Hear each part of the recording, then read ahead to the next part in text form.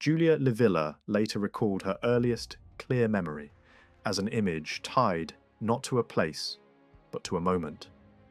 Her brother lifting their exhausted sister and carrying her through the heart of Rome beneath a sudden rainbow, while the city mourned a fallen hero.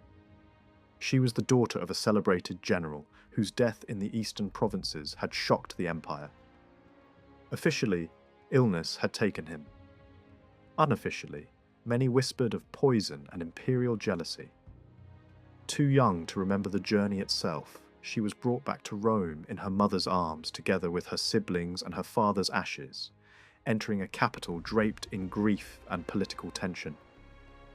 The household that reformed in Rome was large, privileged, and watched. Their residences included both a grand home on the Palatine Hill and a spacious villa across the river, surrounded by gardens and fresher air. The mother preferred the quieter estate, whether from sorrow, caution, or suspicion of the ruler who had once stood above her husband. The children grew there in a strange mix of freedom and unease. The boys approached adulthood and dreamed of military distinction. One sister already showed a calculating instinct for influence, testing loyalties among servants and visitors. Another gathered admirers effortlessly and seemed born to command affection without effort. Livilla, youngest, often felt overlooked, observing more than she was seen.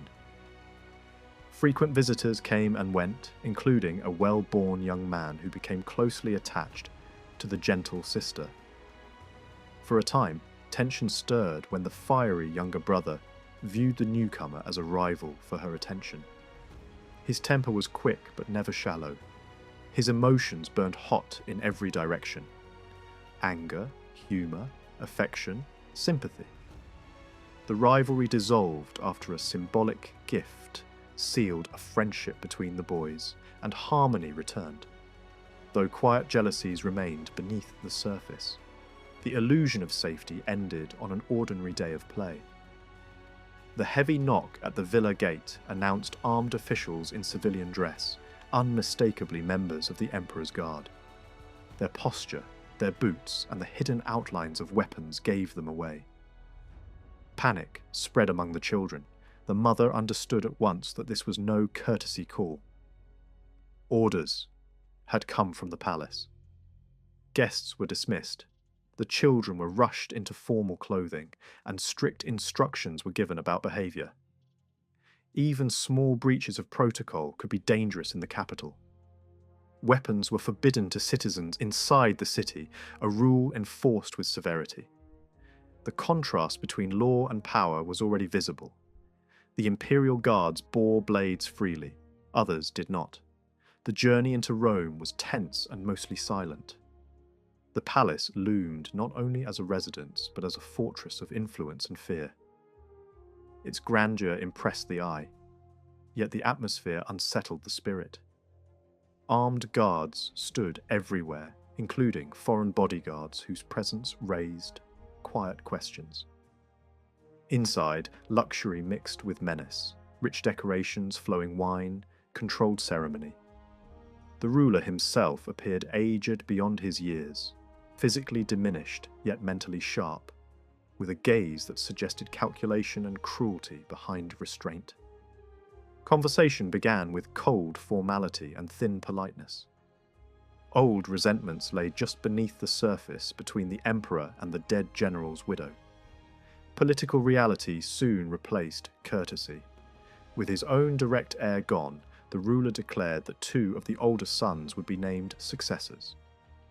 It was presented as honour, but everyone present understood the danger attached to such elevation. Heirs attracted enemies. Power drew blades. To demonstrate the reach of his awareness and the price of betrayal, the emperor gave a signal. One courtier died instantly at the hands of the guard commander, executed in full view of the gathering. The message required no explanation. Trust was rare. Suspicion ruled the court.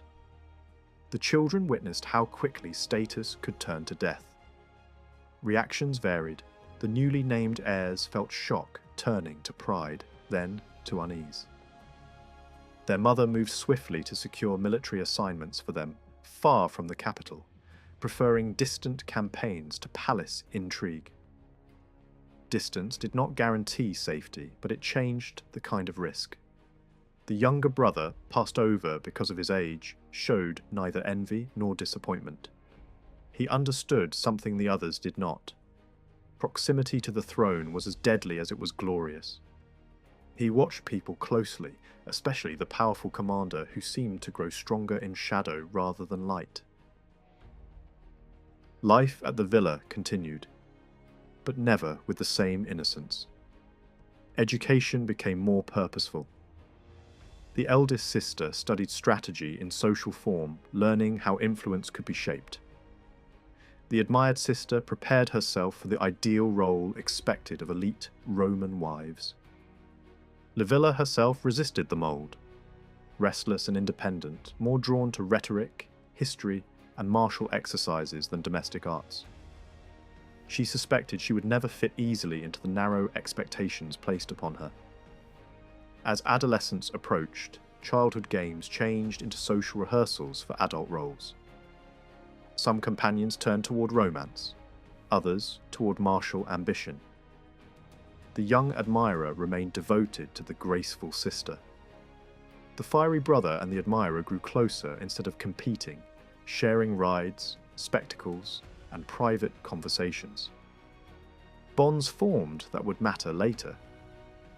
Across the next 2 years, the household settled into a new rhythm, quieter than before. The shock of that audience at the palace never fully faded, but daily life continued. Lessons in the morning, routine in the afternoons, and long stretches of waiting for news from 2 sons now tied, however unwillingly, to the imperial future. The villa still had gardens and sunlight and the familiar comfort of family, yet something youthful had drained away. Even laughter sounded more cautious, as if everyone had learned that joy could be overheard. The seasons turned. A winter passed into spring, then into another punishing summer with no certainty from Africa. The fighting there had dragged on for months, and even when word finally arrived that the rebellion was broken, relief did not arrive cleanly. A mother could feel grateful and terrified at the same time. The war might be ending, but the last days of a war could still swallow a life. She waited for couriers the way a drowning person waits for air, fearing the message that would confirm what she could not stop imagining. When letters arrived from both sons in close succession, the tension in the house loosened just a little. It was not happiness exactly. It was the brief permission to breathe. In Rome, however, the danger was not in distant deserts. It moved through marble corridors in clean togas and quiet smiles. The Praetorian prefect, Sejanus, had spent years growing stronger in the shadow of an aging emperor. Rumours about his private life had circulated for a long time, but the political meaning of those rumours only became clear when he tried to turn a relationship into a marriage. A union with a woman close to the ruling family was not romance in the ordinary sense. It was a ladder. The younger members of the household did not all understand that at first. The significance had to be explained in blunt terms. Marriage could turn an ambitious commander into a relative, and a relative could claim legitimacy. Once that possibility existed, it would not end with one polite request. It would invite a purge of rivals, because rivals were obstacles and obstacles could be removed. The family feared not merely a new name in the succession, but the kind of man who would clear the path to make that name stand alone. The marriage request was denied. The emperor, reclusive and unpredictable, refused to grant Sejanus that step upward. For a moment it looked like a victory, but refusals do not necessarily weaken an ambitious courtier. They often teach him to choose a different route. Over the following months, the prefect did exactly that. Influence accumulated quietly. Allies appeared in useful positions. Dependable clients replaced independent minds. Promotions flowed toward men who owed their rise to a single patron. At the same time, the emperor withdrew. Grief and suspicion, age and illness made him easier to manage, and Sejanus understood how to feed those moods. The ruler became less visible, less engaged, less willing to challenge the hand that claimed to serve him. Each month, the balance shifted. More authority gathered in the prefect's grasp, while the emperor's presence in public life thinned into something distant and abstract. It raised an obvious question. Why did nobody stop it? The answer was as bleak as it was simple. People who objected did not merely lose arguments, they vanished. Charges appeared as if from nowhere. Trials followed. Estates changed hands. Friends became strangers in public. Survival depended on silence. Hope became a private act, not a public strategy. Then, in the summer, something bright returned to the house at last. The two elder brothers came home on leave, and for a short time the villa felt alive again. They looked different, not simply older, but reshaped by distance and responsibility.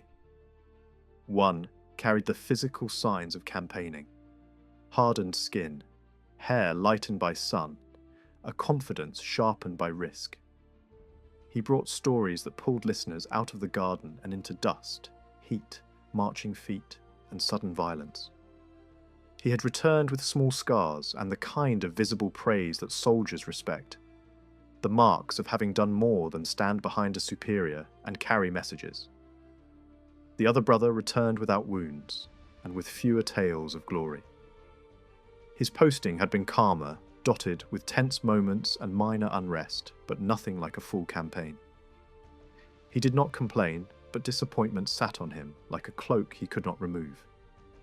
He listened to his brother's stories with a polite expression that sometimes slipped for a heartbeat, revealing envy before it vanished, behind discipline. Their mother reacted with a mixture that was difficult to read. Pride, of course, but also alarm. A son who courts danger can become a legend, and legends attract attention. Attention in Rome did not always mean applause. It could also mean suspicion. It could mean enemies deciding that a young man was becoming too visible, too loved, too likely. On one evening that summer, a figure from the older generation appeared, bringing a colder kind of wisdom into the warmth of reunion. Livia, the formidable matriarch who had once stood at the centre of an earlier reign, had outlived most rivals and many friends. Age had slowed her body, but it had not softened her mind. She did not lecture about bravery, she warned about success. Her message was sharp. Skill with weapons was not the true danger. The true danger was praise that grew too loud. Honours could become targets. The emperor could tolerate heirs, but he might not tolerate threats. If applause in the Senate began to sound like comparison, it could awaken old jealousy and old cruelty. Livia argued that survival at court required restraint, not silence, born of weakness, but discipline, chosen for strategy. Glory, if it had to be won, should be won quietly. The destination mattered more than the spectacle of the journey. The household absorbed that counsel in different ways. The ambitious sister listened as if filing away a blueprint. She was already studying how power moved through servants, favours, and secrets, and how a person could shape outcomes without ever appearing to. The youngest daughter watched these dynamics with unease, realizing that cruelty could be practical and that small desires could produce large casualties when combined with intelligence and impatience. The games played within the villa were no longer childish. They were rehearsals for the world outside. The younger brother, Gaius, seemed to take Livia's warning most seriously. He showed little hunger for public distinction. If anything, he saw youth itself as a shield. Childhood carried legal protections, and it kept certain knives at a distance. He spoke less like a boy dreaming of command and more like someone counting threats, measuring rooms, and weighing every pair of eyes. For a brief stretch, with the older women asleep early and the household's strict supervision relaxed, the siblings spoke more freely in the garden. Jokes returned, but even the jokes carried shadows. Someone mentioned the Praetorians, and the group instinctively checked the dark edges of the space, as if a casual sentence could summon punishment. It was a telling reflex. The fear had become automatic. That night ended with the comforting illusion that family gatherings would always be possible. It was the kind of confidence youth allows itself, the belief that the present can be repeated at will. It could not. The brothers returned to their duties abroad. A close friend became less present as his own obligations hardened into reality. The villa's atmosphere shifted again into waiting and calculation.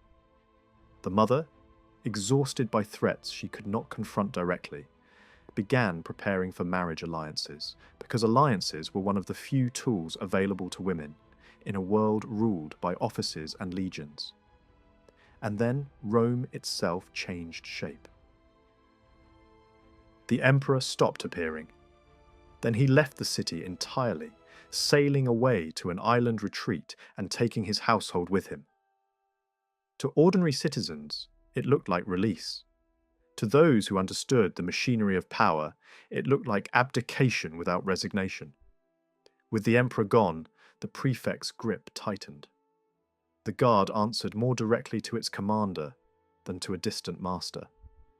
Senators and nobles began slipping away to country estates, preferring fields and quiet to marble and accusation.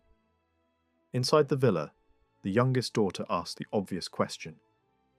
Was the city safer now? The answer came back without comfort. The emperor's absence did not remove danger. It concentrated it. With one gatekeeper of authority far away, the man at the centre of Rome could act, with fewer restraints. If Sejanus intended to force his way into the succession, he now had space to do it. And any heirs who stood between him and that prize, especially the sons of Germanicus, were in greater danger than ever.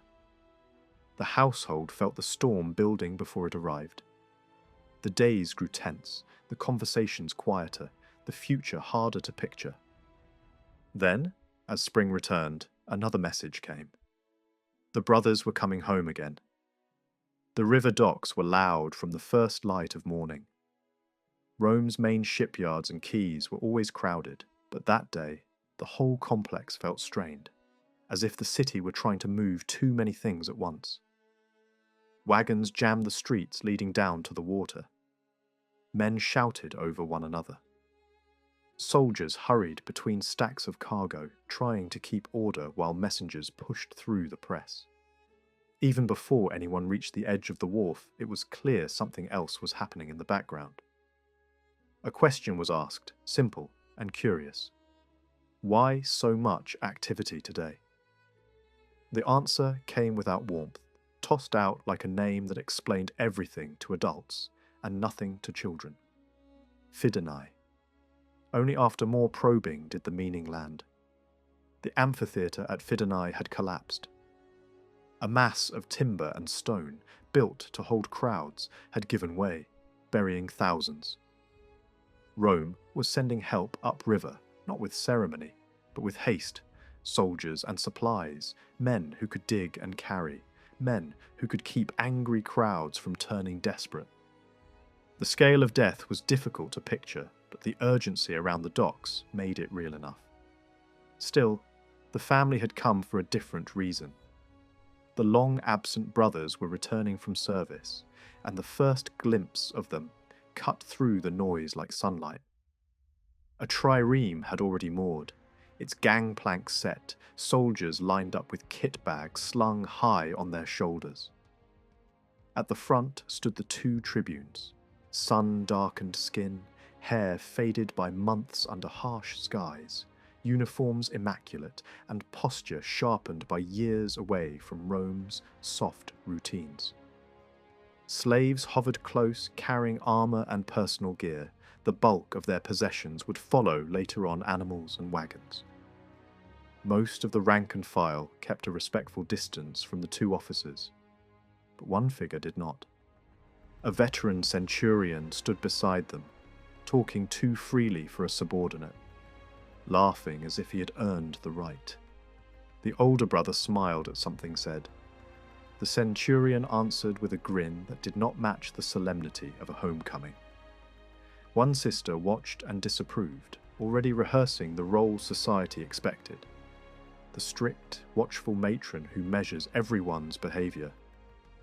Her future had been set in advance, promised into a marriage with a man far older and infamous for cruelty and excess. Yet even that did not break her ambition. She treated the arrangement like a tool, something to be leveraged, not endured. She would climb, whatever the cost, and she had the temperament to do it. Another sister was simply delighted. Her face lit up at the sight of the returning brothers, the way a quiet household lights up when a missing piece finally clicks back into place. The youngest brother did not share the joy. He stood slightly apart, his attention not on the ship, not on the uniforms, not on the laughter. His gaze kept sliding over the crowd.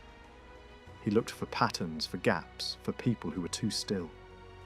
That expression had appeared before, and it never meant anything good. The whistle and shouted orders from the ship signalled disembarkation. The crowd surged.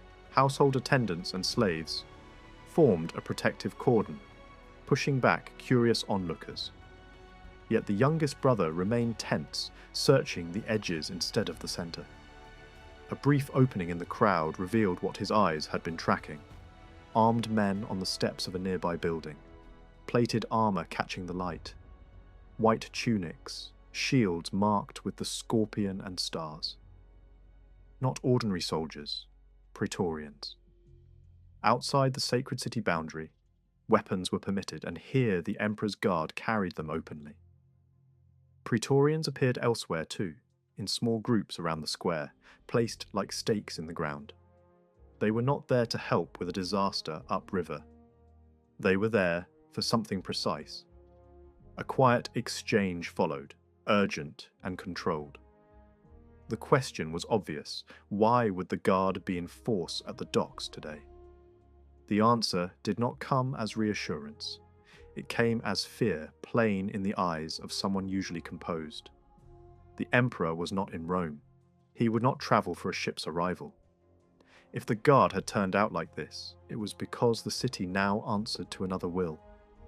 The family barely had time to absorb it. The returning brothers reached them, embracing sisters, speaking over one another, laughing through fatigue. Their mother assessed them like a commander and immediately began directing the next steps. Baths, clean clothing, a meal prepared since dawn. No noble household welcomed men home from the sea and the African sun without scrubbing away the stink of travel. The older brother corrected her gently. Duty came first. Dispatches had to be delivered. Official messages from the province mattered, and as long as those messages were in hand, the tribunes were not truly private citizens. That was when the mother delivered the news that changed the tone. The emperor had withdrawn to Capri. Rome's centre of gravity had shifted away from the Palatine, away from the Senate's theatre of speeches, toward an island villa and the man who controlled the capital in the emperor's absence. Her voice dropped low enough to be drowned by the docks. Sejanus runs Rome now. The guard commands the streets. The prefect's word is law. The youngest brother interrupted, and in that moment the mother saw what he had seen. Her face tightened. Her eyes moved past the family to the open square. A formation of Praetorians was coming straight toward them, more than a dozen, led by an officer with a tall white crest. The crowd parted without argument, as if the stones themselves were making room. The officer barked an order at the household's hired protectors to stand down. The family's men did not immediately obey. 2 veterans lifted clubs, refusing to fold in front of soldiers who treated a noble household like an obstacle. The mother shouted at them to stop. Her command came a heartbeat too late. Steel flashed. The Praetorians stepped in with practiced economy. Shields caught the swings.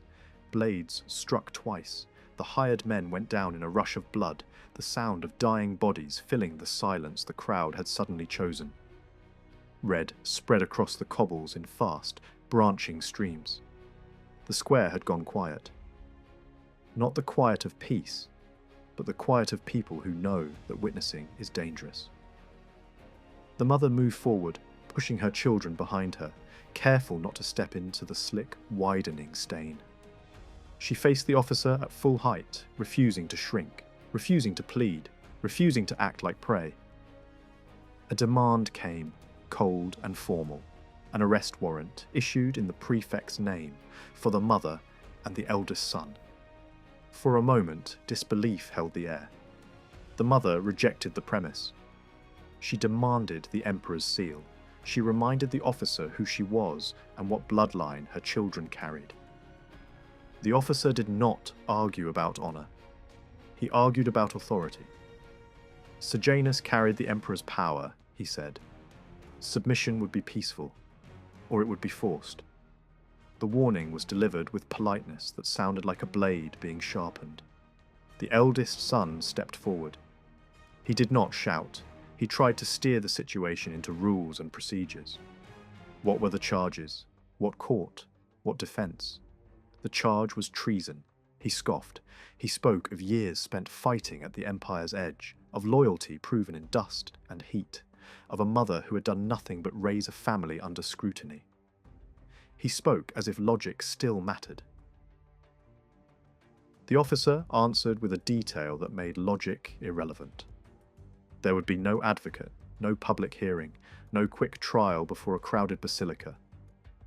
Mother and son would be confined under guard until the prefect decided what came next. That was the moment the family understood what kind of Rome this had become.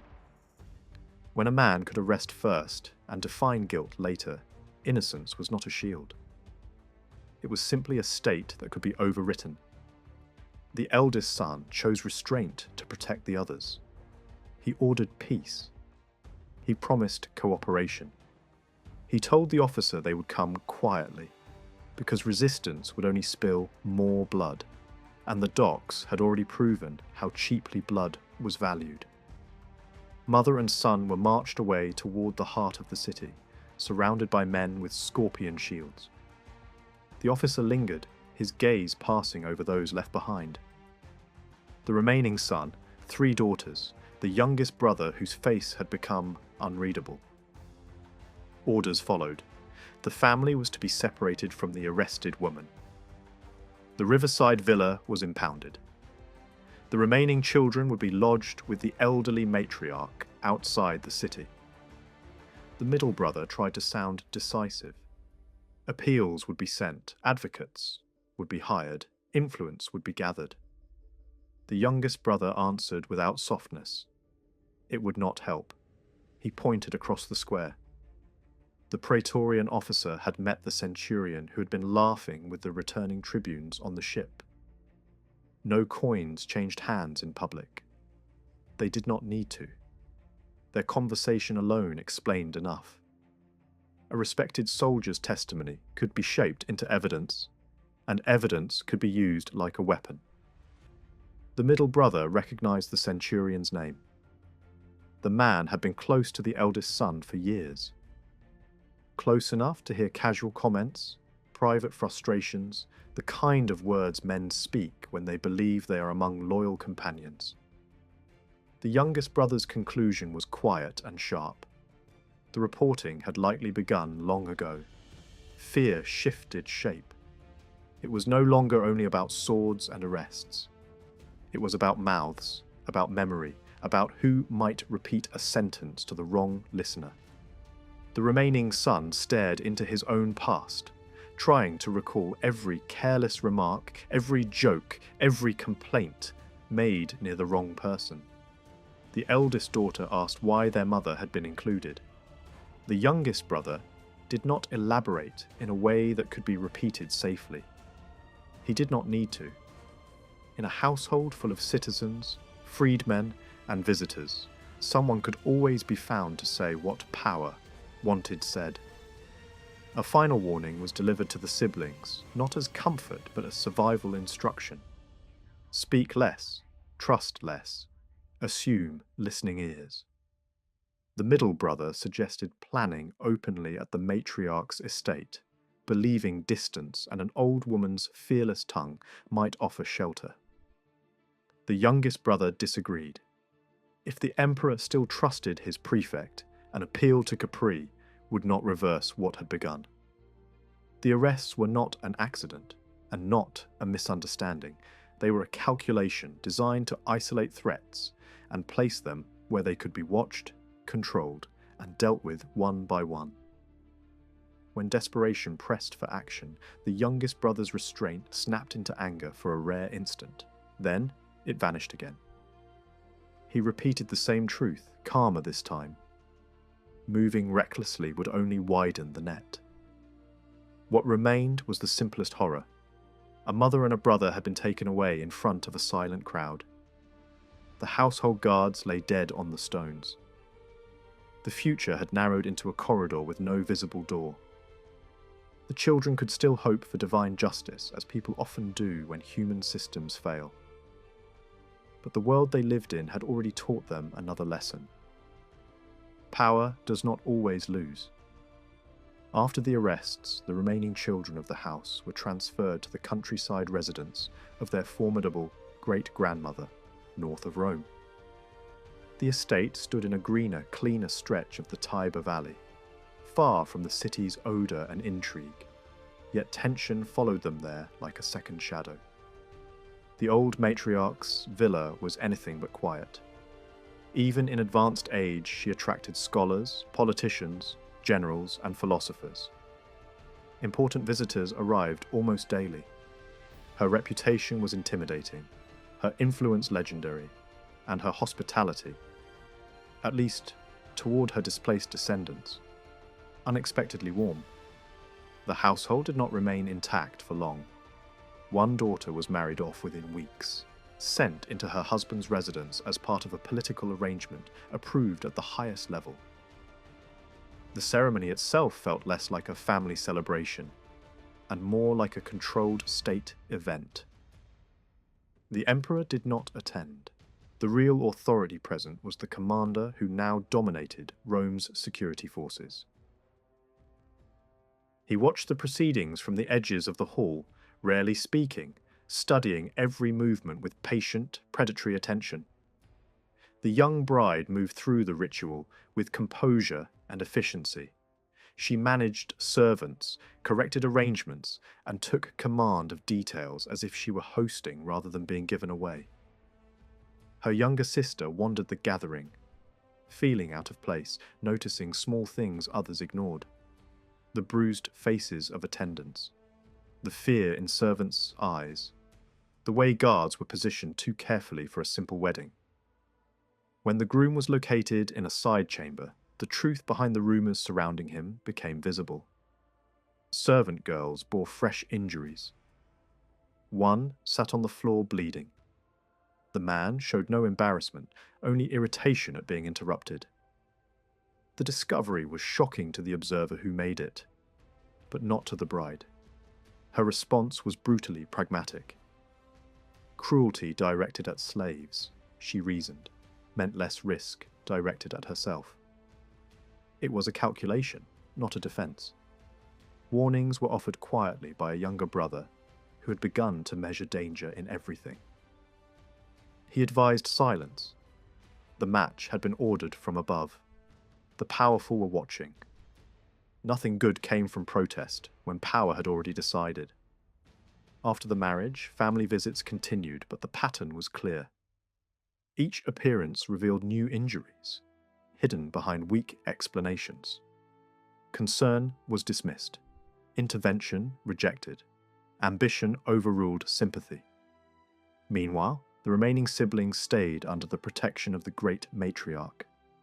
One brother married as well, tying himself to another noble line and becoming more cautious as a result. The youngest male remained legally a minor, and that status, usually restrictive, now acted as armour. Without full political standing, he was less immediately dangerous to those eliminating rivals. News arrived at last regarding the arrested mother and eldest son. Judgment had been delivered from afar. Not execution, exile, separate islands. The announcement sounded merciful at first hearing. It was not. Exile without protection, influence, or allies was often a slower sentence. Distance erased memory. Forgotten prisoners died quietly. The youngest brother recognized the pattern immediately. Public outrage would follow an execution. Isolation produced no spectacle. Removal first, death later. That was the safer method for those in power. Grief settled into routine. Tears became private. Hope became fragile. The old matriarch tried to distract the youngest girl by introducing potential suitors, offering a choice rarely granted in elite Roman families. None interested her. The family itself was shrinking under pressure and surveillance. Marriage into another house felt less like opportunity and more like abandonment. As months passed, the great lady's health declined. Her mind remained sharp, her tongue sharper, but her body failed steadily. Physicians came and went, dismissed for nationality, philosophy, or manner. She trusted few and obeyed none. Visitors thinned as her patience for fools grew shorter. By late summer, she could no longer leave her rooms. Then her bed. Finally, she summoned the remaining descendants to her side and spoke plainly. No comfort, no illusions. The exiles would not return.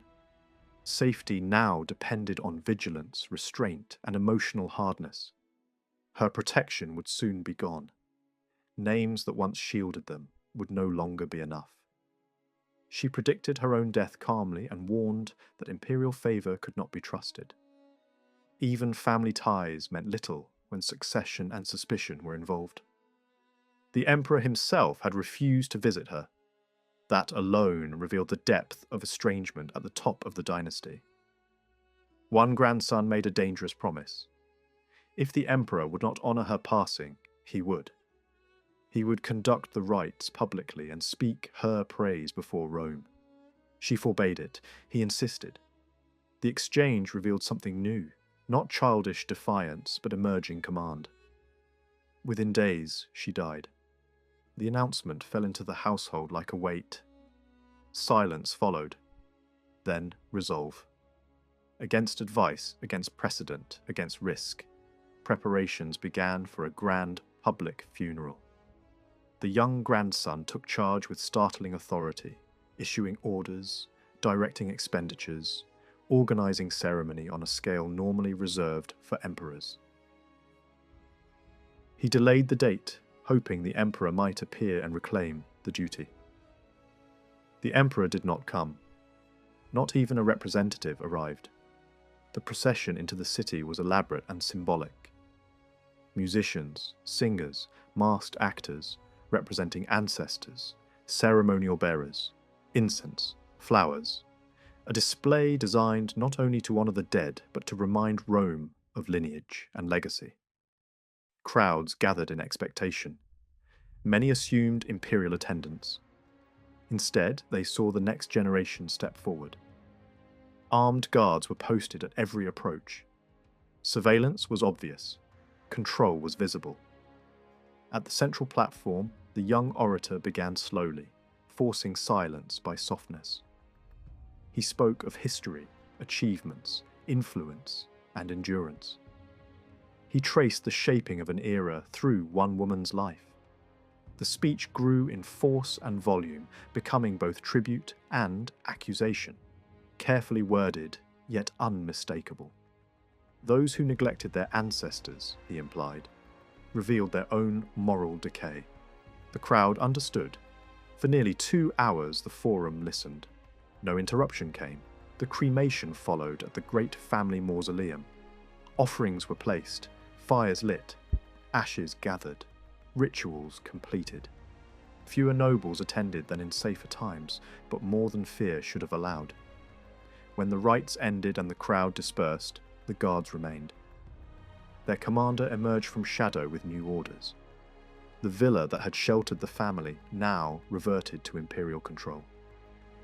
The occupants were to leave immediately and relocate to another relative's household on the Palatine, within direct reach of the new power centre. Anger flared. It was quickly suppressed. One brother nearly provoked a fatal mistake. The younger stopped him with a single physical signal. Later, he explained why. The commander had been waiting for resistance as justification. Their possessions would be sorted, their movements watched. Their new residence would sit under constant scrutiny. A question was asked quietly. Would they be safe there? The answer came without hesitation. Nowhere was safe. Protection had died with the matriarch. Rome itself had changed shape. Authority had narrowed into fewer hands, and those hands were tightening. The wolves were no longer at the edge of the forest. They were inside the walls. The household they entered next felt nothing like the stern, controlled environment they had just left behind. Their grandmother's residence on the Palatine operated more like a crossroads of cultures than a guarded Roman estate. Voices overlapped in multiple languages. Musicians, scholars, envoys, and noble guests from distant provinces moved through its halls. Where the previous matriarch had ruled through distance and icy authority, this one ruled through presence, energy, and personality. Conversation was constant. Debate was encouraged. Curiosity was rewarded. Her background shaped the atmosphere. She had been raised partly in the Greek world and maintained close ties with eastern regions and Nile cities. Visitors from those lands were common in her reception rooms. Philosophers, diplomats, minor kings, and displaced princes might remain for months at a time. The cost of such hospitality would have ruined most families. But her resources were immense and her independence unquestioned. Strangely, despite the steady flow of male guests and foreign elites, scandal never attached itself firmly to her name. Her character was simply too formidable to be reduced to rumour. Among the long-term residents and recurring visitors were several young royals sent to Rome for education and political grooming. A Judean prince with quick wit and expensive tastes. A Commagene heir with a severe profile and a calculating gaze. A North African king raised half in Roman fashion and half in his native courtly style. These young men formed a circle around the surviving children of the fallen general's line. Friendships formed that would echo years into the future. The change in environment helped, but it did not erase fear. Ever since the funeral that had openly challenged imperial neglect, the family lived with the expectation of retaliation. Conversations lowered when servants approached. Doors were checked twice. Messages were weighed for hidden meaning. No one felt the pressure more intensely than the youngest surviving son. Though not yet fully recognized as a political adult, his public defiance during the rites had marked him. He understood that visibility was danger. Outwardly, he adapted. In company he was agreeable, light in tone, careful with every phrase. Privately the strain surfaced. Sleep came unevenly. He paced corridors at night. He trusted almost no one fully. Even while laughing with foreign princes over board games and strategy contests, he revealed nothing of substance. Emotional restraint became a survival skill. He developed unusual methods to release tension safely.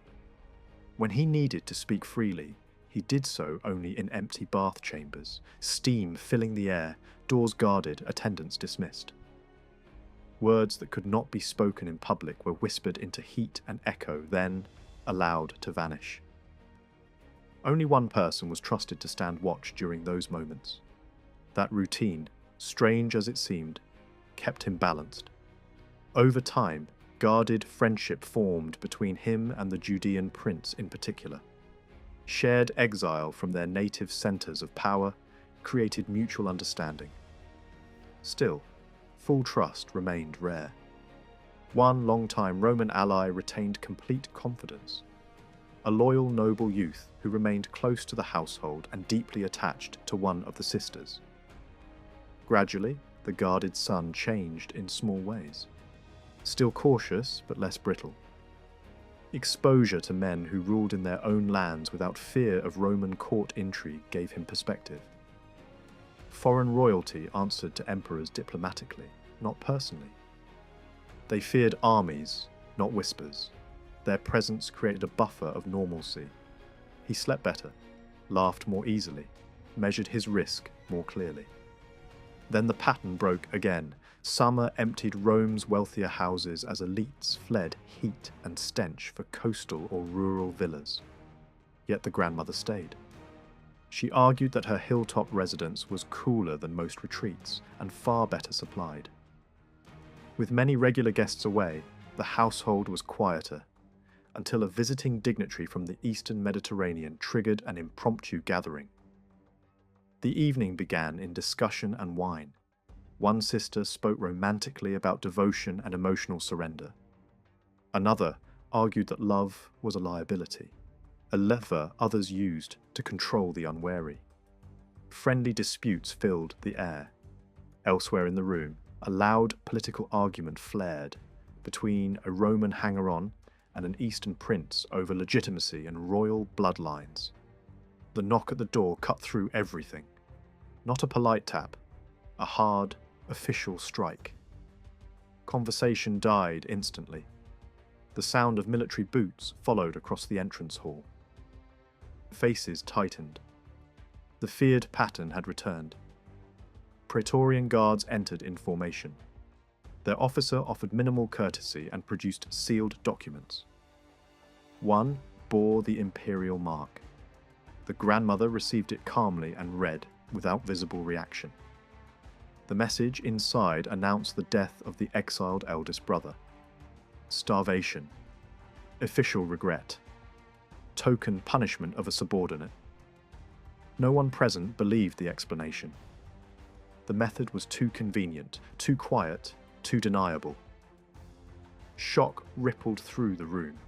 One sister collapsed. Friends rushed to lift her. The surviving brothers read the text again and again as if repetition might change it. The banquet tables nearby groaned under untouched food. The contrast was unbearable. A second document followed.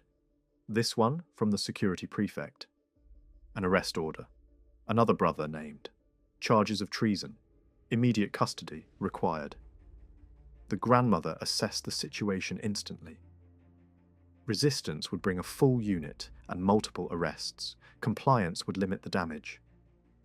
She spoke plainly to the accused. Go peacefully to protect the others. He saw the truth in it and surrendered himself. One sister did not accept it. Grief turned to fury. She seized a knife from the table and rushed the officer. The youngest brother intercepted her mid-stride, restraining her with surprising strength. The officer drew steel but did not strike. The moment passed. The arrest proceeded. In the span of minutes, the family lost another son. Afterward, the restrained sister demanded to know how long the last surviving brother could remain untouched. Once the others were gone, he would stand alone in the line of succession. He answered with cold logic. Carelessness had doomed the others. Silence and discipline would preserve him. The house was always watched. Words killed faster than swords. The loss reshaped the household. Grief became quieter, but deeper. Attachment concentrated around the few who remained. Meanwhile, the political climate in the city turned sour. Slander began to circulate. Contradictory, excessive, clearly organized. The surviving heir was accused of every vice imaginable. Corruption, predation, decadence, unnatural desire, financial crime. No two rumors agreed, which revealed their purpose. They were not meant to convince. They were meant to stain. Among common citizens, sympathy remained. Among influential families, distance grew. Reputation shifted from tragic to questionable. That shift was the goal. Public outings became unpleasant. Respectful glances were replaced by cold appraisal. The transformation of elite opinion was visible in posture and tone. Then a familiar opportunist arrived, a frequent guest with too many connections to the guard. He brought copies of a public accusation from an elderly senator claiming sexual assault by the young heir. The charge was absurd on its face and easily disproved by dates and witnesses. The visitor offered to testify in defense. The offer was rejected immediately. The heir understood the trap. False allies in court could reverse their story at the decisive moment. Better to stand on verifiable absence and credible witnesses than on purchased loyalty. The visitor was expelled violently and permanently. His hidden affiliation with the guard soon became clear. The case reached hearing. It collapsed quickly. Testimony and records destroyed it. The accusers were disgraced. The young heir emerged publicly vindicated, but privately certain of one thing. The attacks would continue. And they did, until a new message arrived from the emperor himself, summoning the remaining family members to his presence. For a brief moment, it looked like rescue. The island rose from the sea like a split-backed creature, two high ridges lifting at opposite ends while a lower saddle lay between them. Approaching it by ship created a strange emotional contrast. The coastline was beautiful, the cliffs pale and dramatic, the water deep and glassy. Yet the political gravity of the place made every wave feel heavier. This was not simply an island retreat. It was the chosen stronghold of an emperor who had withdrawn from Rome, but not from power. The crossing from the mainland was short in distance, but long in mood. Dark storm colours gathered on the horizon while the wind stiffened. Conversation aboard the vessel stayed low and measured. Even casual talk was filtered. Knowledge itself had become a defensive tool among imperial relatives, and the young heir travelling aboard the ship demonstrated that habit clearly. He spoke in detail about the imperial estates scattered across the island.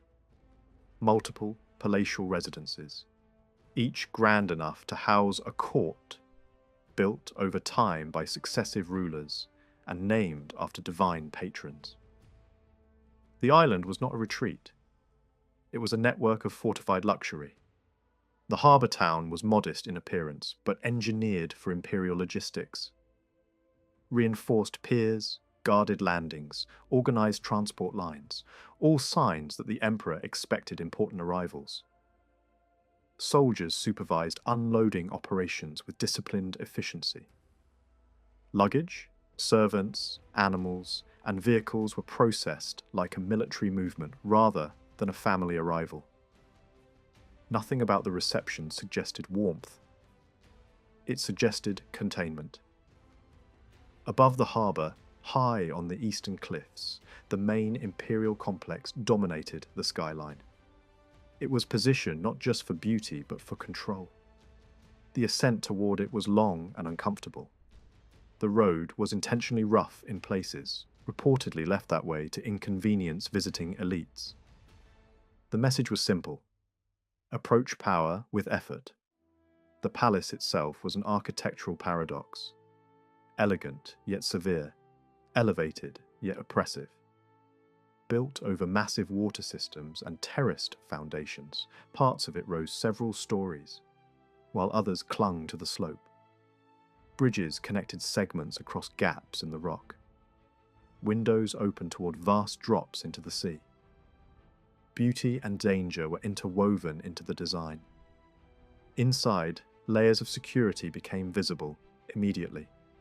Outer island guards, inner compound guards, personal guards within the inner guard. Trust was compartmentalized. Even the emperor did not rely on a single protective force. The ruler appeared aged, beyond comfort, physically diminished, but still sharp in moments of focus. Near him stood a personal enforcer, a scarred and powerful figure whose presence alone discouraged missteps. Two other court figures drew attention: a hostile senior official known for quiet cruelty, and the emperor's young grandson, whose arrogance exceeded his judgment. The first audience revealed the emotional temperature of the court. The grandson mocked openly. The emperor corrected him sharply but without affection. Status mattered here more than character. Lineage was discussed like a political instrument, not a family bond. Succession was no longer rumour. It was spoken aloud. The surviving young heir was informed that his legal transition into adulthood would be accelerated. That announcement alone shifted the balance of risk around him. Moments later, a serving attendant made a simple mistake and spilled wine across imperial clothing. The reaction was immediate and lethal. Without hesitation, the emperor ordered the servant thrown from the cliffside window. The execution was carried out in full view. It was not hidden. It was instructional. Fear was governance. From that moment forward, life on the island revealed its true nature. Luxury functioned as a shell. Surveillance filled the interior. Conversations were strategic. Silence was protection. The emperor's grandson soon began a campaign of harassment against the older heir. Small traps, false summons, loaded questions designed to provoke treasonous answers. Each attempt failed. Observation, not confrontation, became the winning strategy. Details exposed deception. A messenger without bath heat on his skin could not have come from the baths. A servant known to belong to the wrong household revealed the sender behind the message. Precision defeated provocation. When direct traps failed, pressure shifted sideways. The sisters became targets for manipulation. Emotional weakness was sought as an entry point. It did not succeed. The emperor eventually intervened and ended the harassment, though not out of kindness, out of order. Another court figure proved more dangerous than the grandson. He operated with patience and resentment, spreading influence quietly and waiting for opportunities to damage reputations. One such opportunity nearly succeeded. A planted document, a poetic satire comparing imperial rule to a monstrous threat, was placed where it could be discovered and used as treason evidence.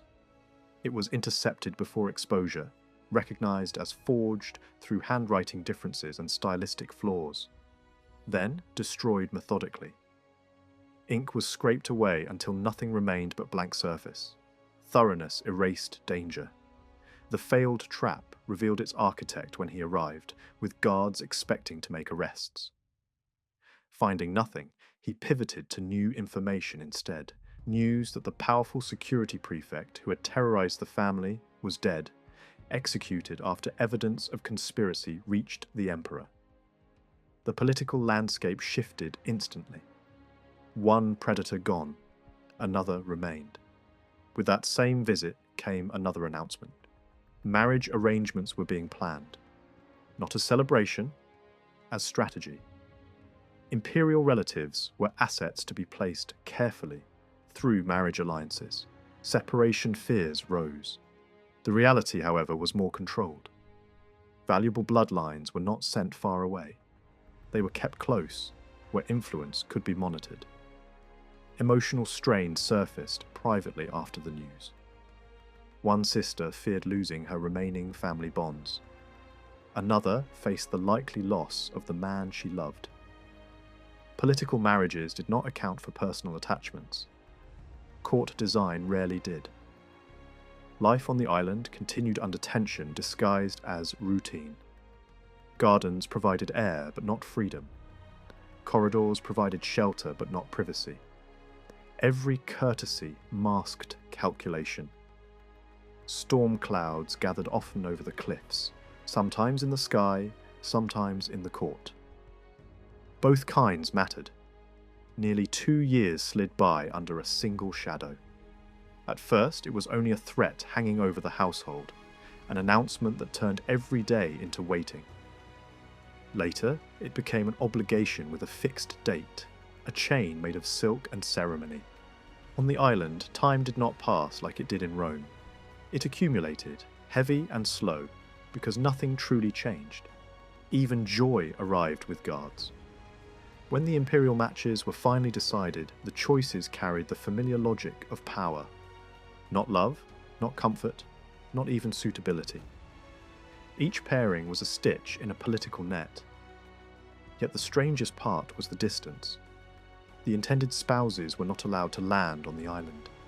They remained portraits, painted faces, sculpted profiles in wax or marble, brought across the water like exhibits to be studied. A life partner reduced to an image and a name. The heir was assigned a senator's daughter from an old and weighty house.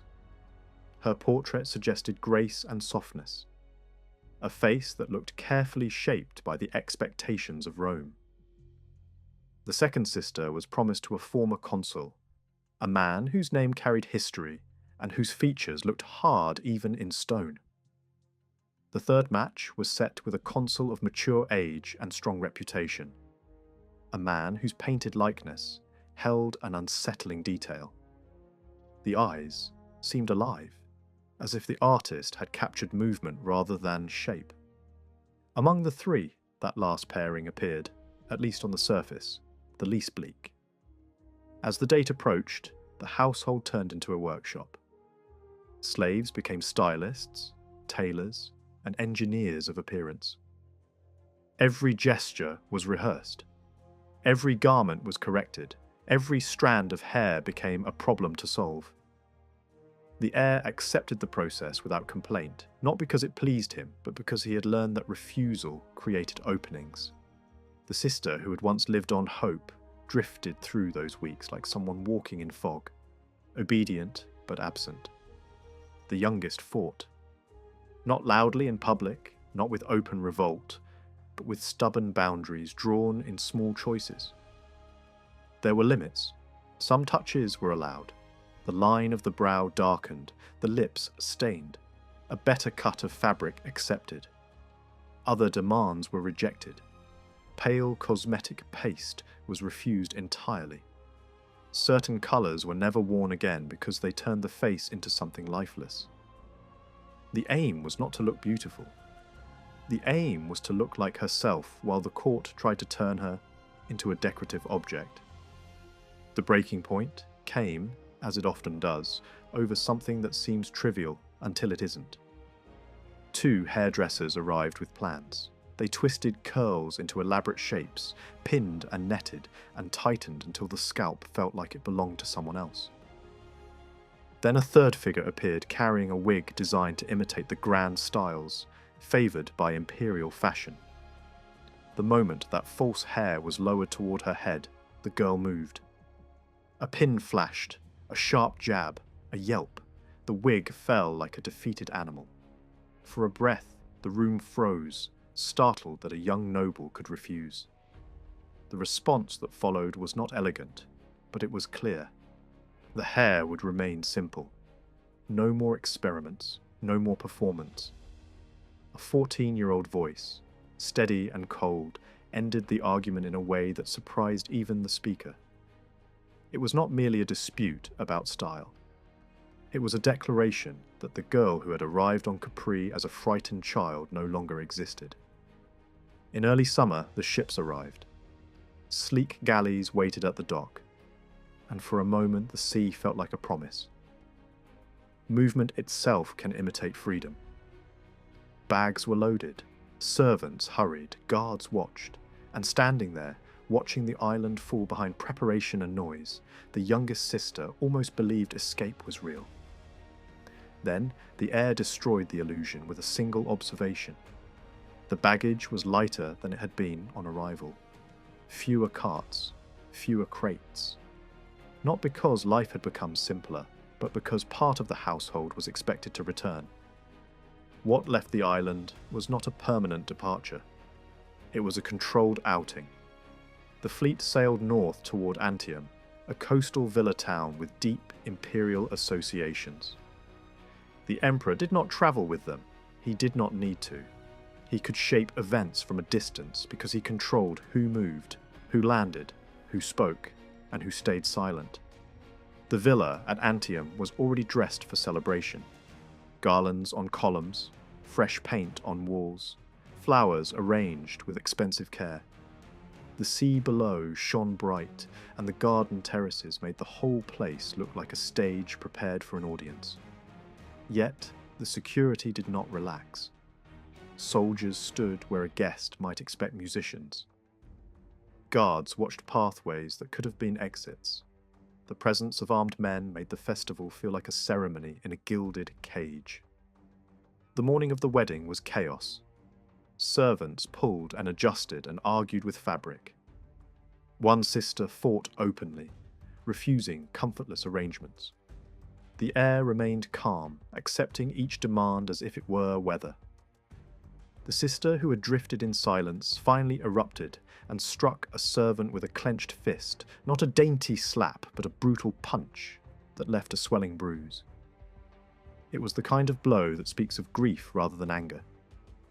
After long struggle, the three emerged, dressed for the ritual. The sight of them together was striking. One, in solemn resignation, one, in defiant disorder, one, in controlled formality. The heir wore a flawless toga and carried the added sign of a new rank granted for appearances. A hollow honour meant to make the ceremony look complete. The sisters wore bridal veils that turned the world red and muffled, as if reality itself had been covered by cloth. In a small enclosed garden, near a fountain, the intended spouses waited. This was not the grand public moment. This was the last-minute formal binding that had been delayed, because the island's restrictions prevented traditional steps. The matches became real here, in close air and quiet water sounds, under the watch of servants trained not to react. The heir's bride looked exactly as the portraits promised. Delicate, composed, almost fragile. The former consul promised to the second sister looked harsher in the flesh than in sculpture. His presence carried authority, but not warmth. The third man, Germanicus, surprised immediately. He was older, clearly, yet he carried an energy that made age feel less important. He smiled with something like apology, as if he understood the awkward violence of being assigned to a stranger's life. Rings were passed. The heir performed the gesture with practiced restraint, sliding iron onto a finger and touching veil with symbolic courtesy. The second match followed, almost unseen, because the atmosphere around it felt cold. Then came the third ring, and the smallest accident became a moment of panic. The band would not pass over the knuckle. For an instant, the girl's mind raced through humiliating explanations. In reality, it was likely simple error, wrong sizing, rushed preparation. But the mind does not choose calm during ceremony. She forced it on herself, pushing until skin scraped and the ring settled with pain. The husband-to-be, instead of retreating from the awkwardness, treated it as resolve. Then he did something the others had not dared. He lifted the veil and kissed her firmly, not in symbolic gesture, but in real contact. The reaction in the garden was immediate. A servant stared in horror at the breach of scripted behaviour. The heir, unexpectedly, almost laughed. Even the delicate bride trembled with quiet amusement beneath her veil. In that brief, ridiculous moment, something shifted. A day that had felt like surrender gained a sliver of human texture. The girl decided, privately, that perhaps this marriage would not be a pure sentence. Perhaps it could be negotiated into something livable. The formal ceremony that followed was larger and louder. Priests performed sacrifices, contracts were read, witnesses recorded, blessings spoken. Names of powerful men floated through the air, important for their moment, forgettable in the long run. The ritual completed, the garden transformed rapidly into a feast. Tables appeared, couches were arranged, braziers warmed the air. Music returned, conversation surged. Yet the true centre of gravity was not the brides. It was the heir. Men crowded him because they did not see a young husband. They saw a possible future. They saw a doorway into power. A marriage on paper mattered less than the chance to attach themselves to a rising figure. The youngest sister stood aside until her new husband found her again. His first question landed quietly, without accusation, whether she was unhappy with the match. The honest answer was complicated. She did not want marriage at all. She wanted family loyalty and survival, not domestic life.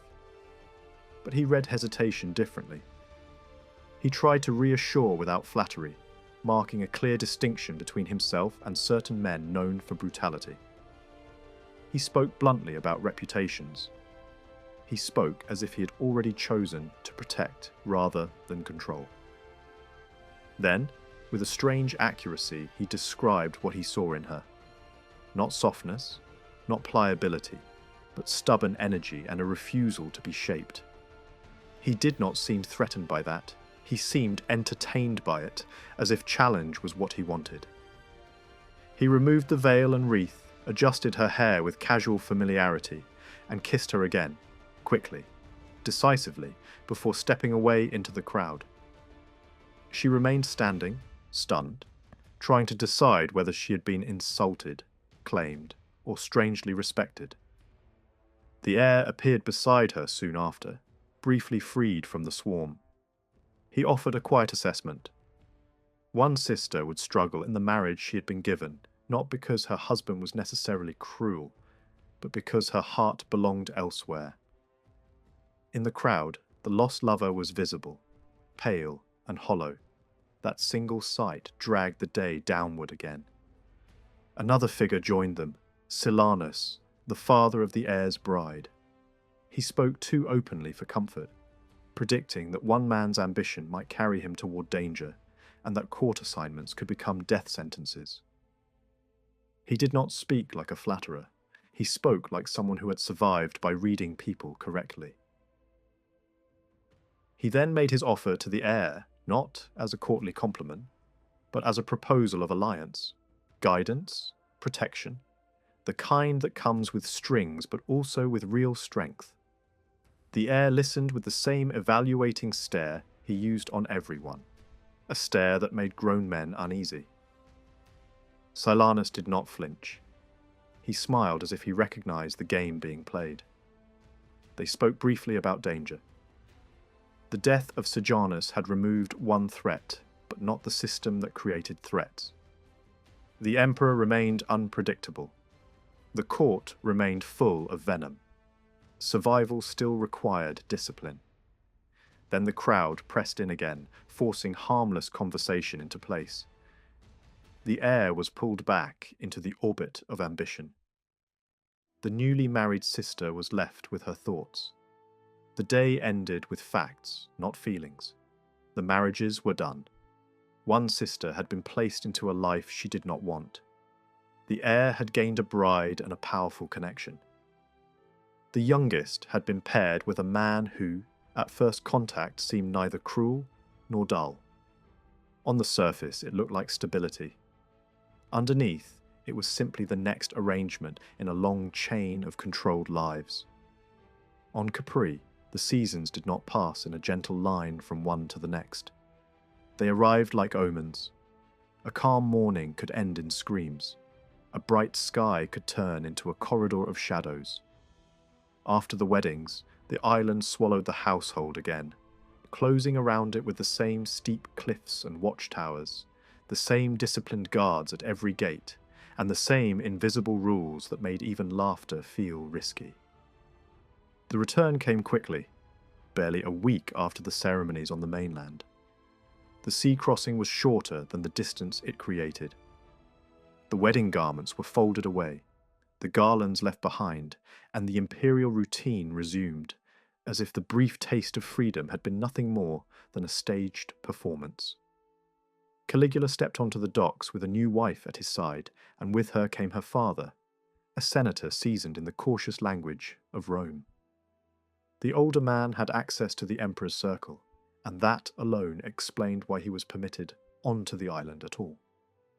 Capri did not welcome guests. It tolerated them under conditions. Drusilla did not return to the main villa. She and her husband were assigned a residence at the far end of the island, separated by distance and guarded roads. The arrangement looked comfortable on paper: a private villa, servants, sea views, and gardens. In reality, it was a neat form of isolation, made worse by the fact that separation was not simply physical. On Capri, distance reduced a person's safety. The further someone was from the centre of power, the less their presence mattered. Drusilla's husband, hungry for prominence, made repeated requests for a role worthy of his ambition. He attended when summoned, waited when ignored, and pressed again when dismissed. Eventually, the emperor stopped receiving him altogether. It was an answer more brutal than any spoken refusal. When access ended, a man's importance ended with it. Livilla's marriage felt different, at least at first. A week on the mainland with Marcus Vinicius offered a glimpse of a life that could have been ordinary by aristocratic standards. A household, a husband present in the same rooms, a routine that did not depend on whether an old man woke in a merciful mood. Vinicius did not force his authority as a husband on the first night, and that restraint mattered. When intimacy came, it arrived with the awkwardness Livilla had been warned to expect, but also with an unexpected gentleness that made the experience feel less like surrender and more like a step into adulthood on her own terms. That single week rewired something inside her.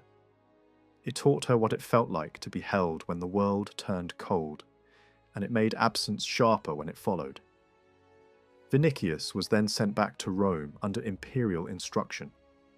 He was tasked with restoring order in the palaces and clearing away the residue of Sejanus's fallen network.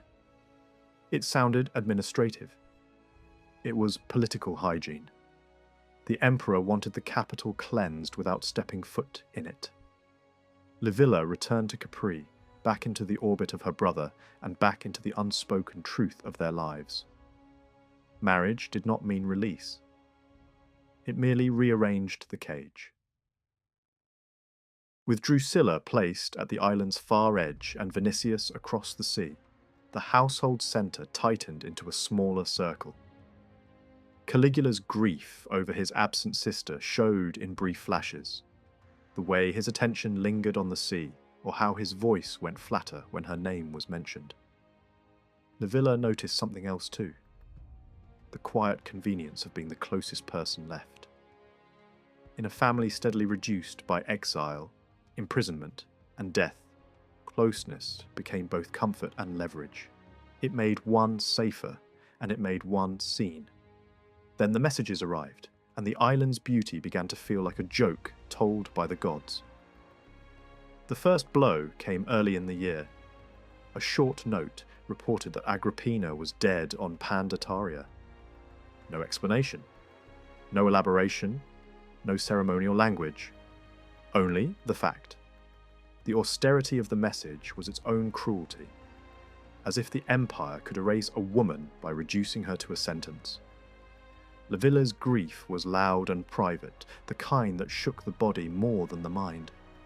She collapsed into sobs, furious at the simple act of eating while imagining starvation in a distant cell. Caligula did not weep.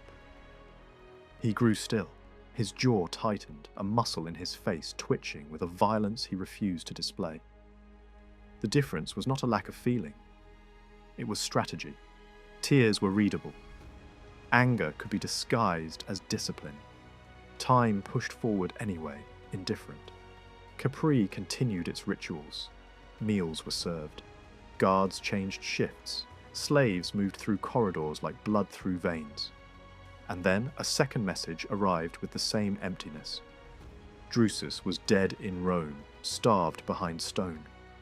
The details were uncertain, but the method was clear enough. Hunger had become a tool of execution. The knowledge sat like poison. Somewhere in Rome, men in power had chosen to let a prisoner shrink away day by day, and somewhere on Capri, trays of food arrived with theatrical abundance. The contrast made every banquet feel obscene. By spring, the family that had once been large enough to fill rooms had become thin enough to count at a glance. Death had not shocked Livilla in the way it once would have. Instead, it hardened her. She noticed the hardening and feared it, because it felt like losing something human and important. During one of Drusilla's rare visits to the main villa, Livilla confessed that grief no longer opened her the way it should. Drusilla, who had once seemed fragile, did not answer with melodrama. She said quietly that perhaps there were no tears left. An entire generation's mourning had been spent in too short a time. The consolation was grim and simple. At least some deaths happened out of sight. On Capri, there were worse endings than silence. As Claudilla's pregnancy advanced, Livilla's isolation grew. Caligula spent more time behind closed doors in the company of midwives and servants who controlled access to the birthing chambers, with absolute authority. Men were kept away. Even a husband's rank did not grant him entry.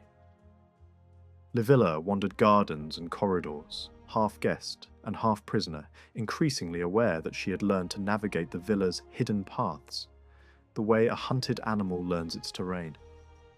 Behind hedges and shrubs ran narrow service routes, used by gardeners and servants. From those concealed lines, parts of the villa could be watched without being seen. Livilla did not always know why she used those passages. Instinct did the work. On Capri, instinct often meant survival. One late spring morning, as sunlight warmed the stone and seabirds wheeled above the water, Livilla settled into a hidden vantage behind greenery near the long cliffside walkway. Below lay the immense drop into the sea. Above stretched a terrace where power often staged its cruelty. Livilla ate cherries, trying to pretend that the day was ordinary. She succeeded for only a moment. Caligula appeared on the walkway with his father-in-law beside him. The older man spoke in the calm voice of someone who had lived long enough to accept that many doors stayed closed. He tried to reassure Caligula that the women inside knew their craft, that the midwife's authority was not a personal slight. Caligula listened but remained taut, restless, angry at being useless. The conversation drifted, as it often did, toward the question of protection and betrayal. Caligula insisted no commander of the guard could be trusted. The role attracted ambitious men, and ambition on the edge of power produced treason like rot produces flies. The senator answered that the new prefect was different, a soldier rather than a schemer. Caligula accepted the point, only partly, because acceptance was dangerous too. Trust on Capri had a cost. The argument died under a sudden disturbance further along the terrace. A group of German guards emerged, carrying a struggling man by his limbs. He was not a slave from the household. He wore the look of an imperial courier, the kind of person who travelled under state authority and expected protection by law. That expectation meant nothing here. The guards dragged him toward the cliff edge while he begged, insisting he had done nothing beyond delivering a message. Fear soaked through him. His humiliation was visible. The guards did not react. They did not need to. They served a man who had turned cruelty into routine. Tiberius appeared, leaning on his stick with Gemellus close by. There was laughter, as if the scene were entertainment rather than punishment. The emperor commented on the man's stench, and Gemellus joined in with adolescent cruelty. Then, the emperor ordered a mutilation before death, a command spoken casually, the the way another man might order a cup refilled. A blade flashed. Blood spilled. The courier's screams rose into a register that did not sound human. When the emperor nodded again, the body went over the edge, dropping into open air and breaking on rock long before the sea could finish the work. The guards were told to clean up. The emperor moved on.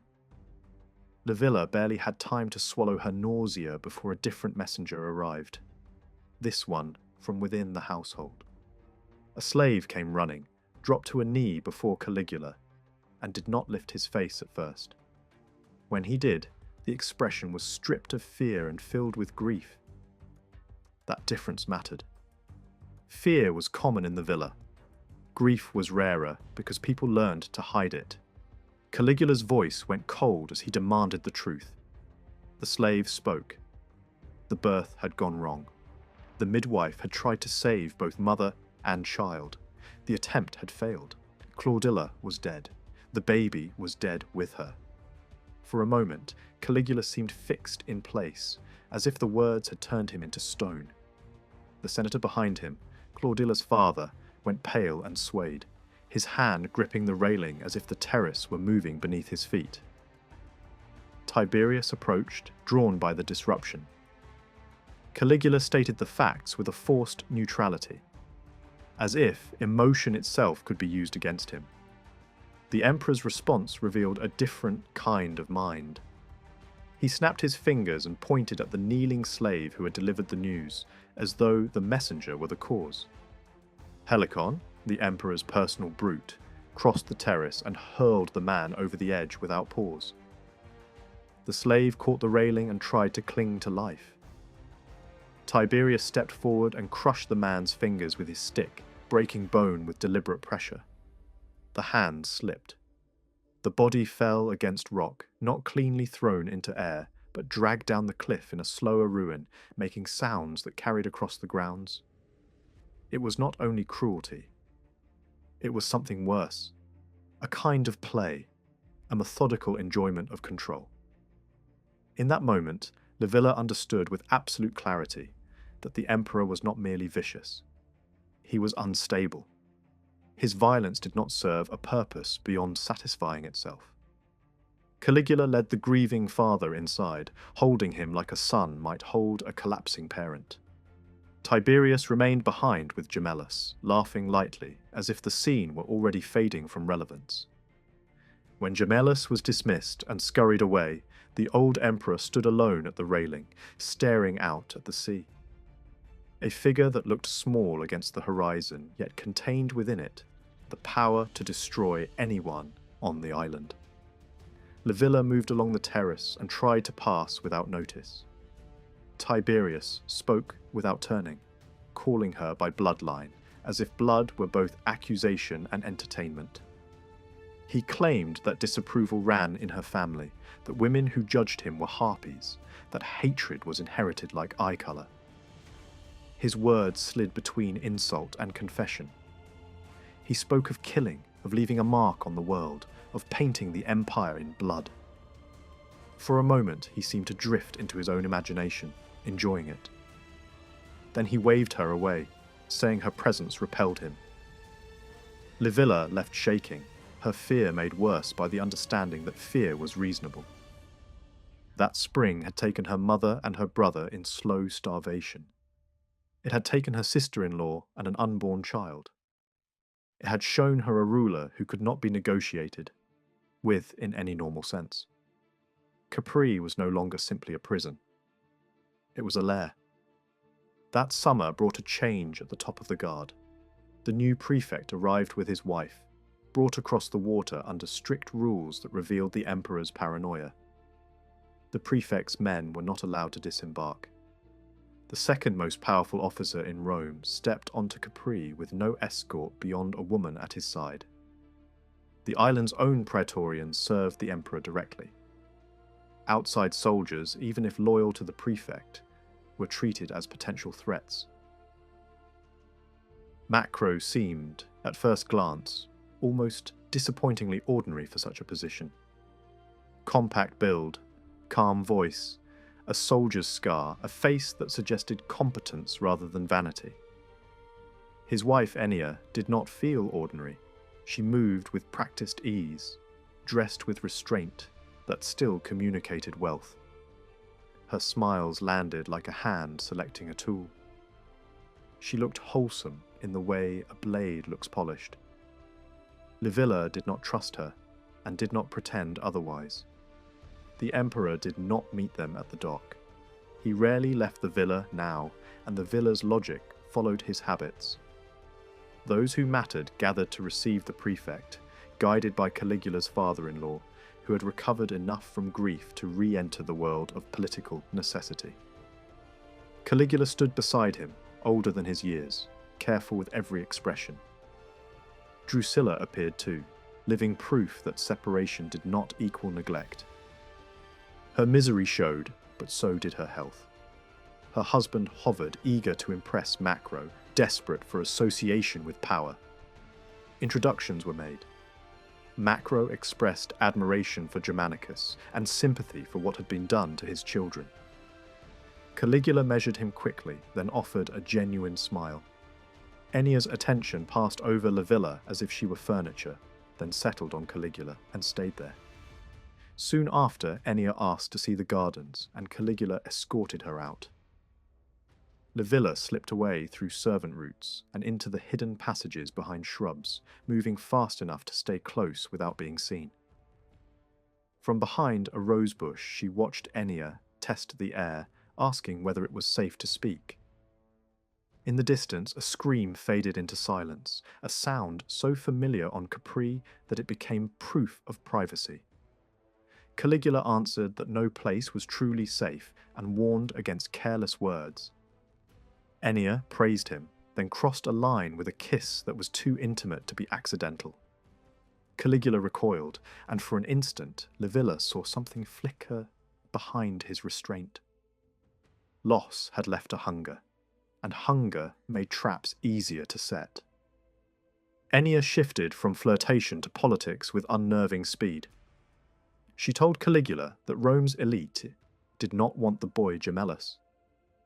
She claimed that support for Caligula ran deeper than he knew. Macro, she said, would work the emperor's ear, emphasizing Gemellus's defects and Caligula's suitability, guiding the succession toward what she called its logical conclusion.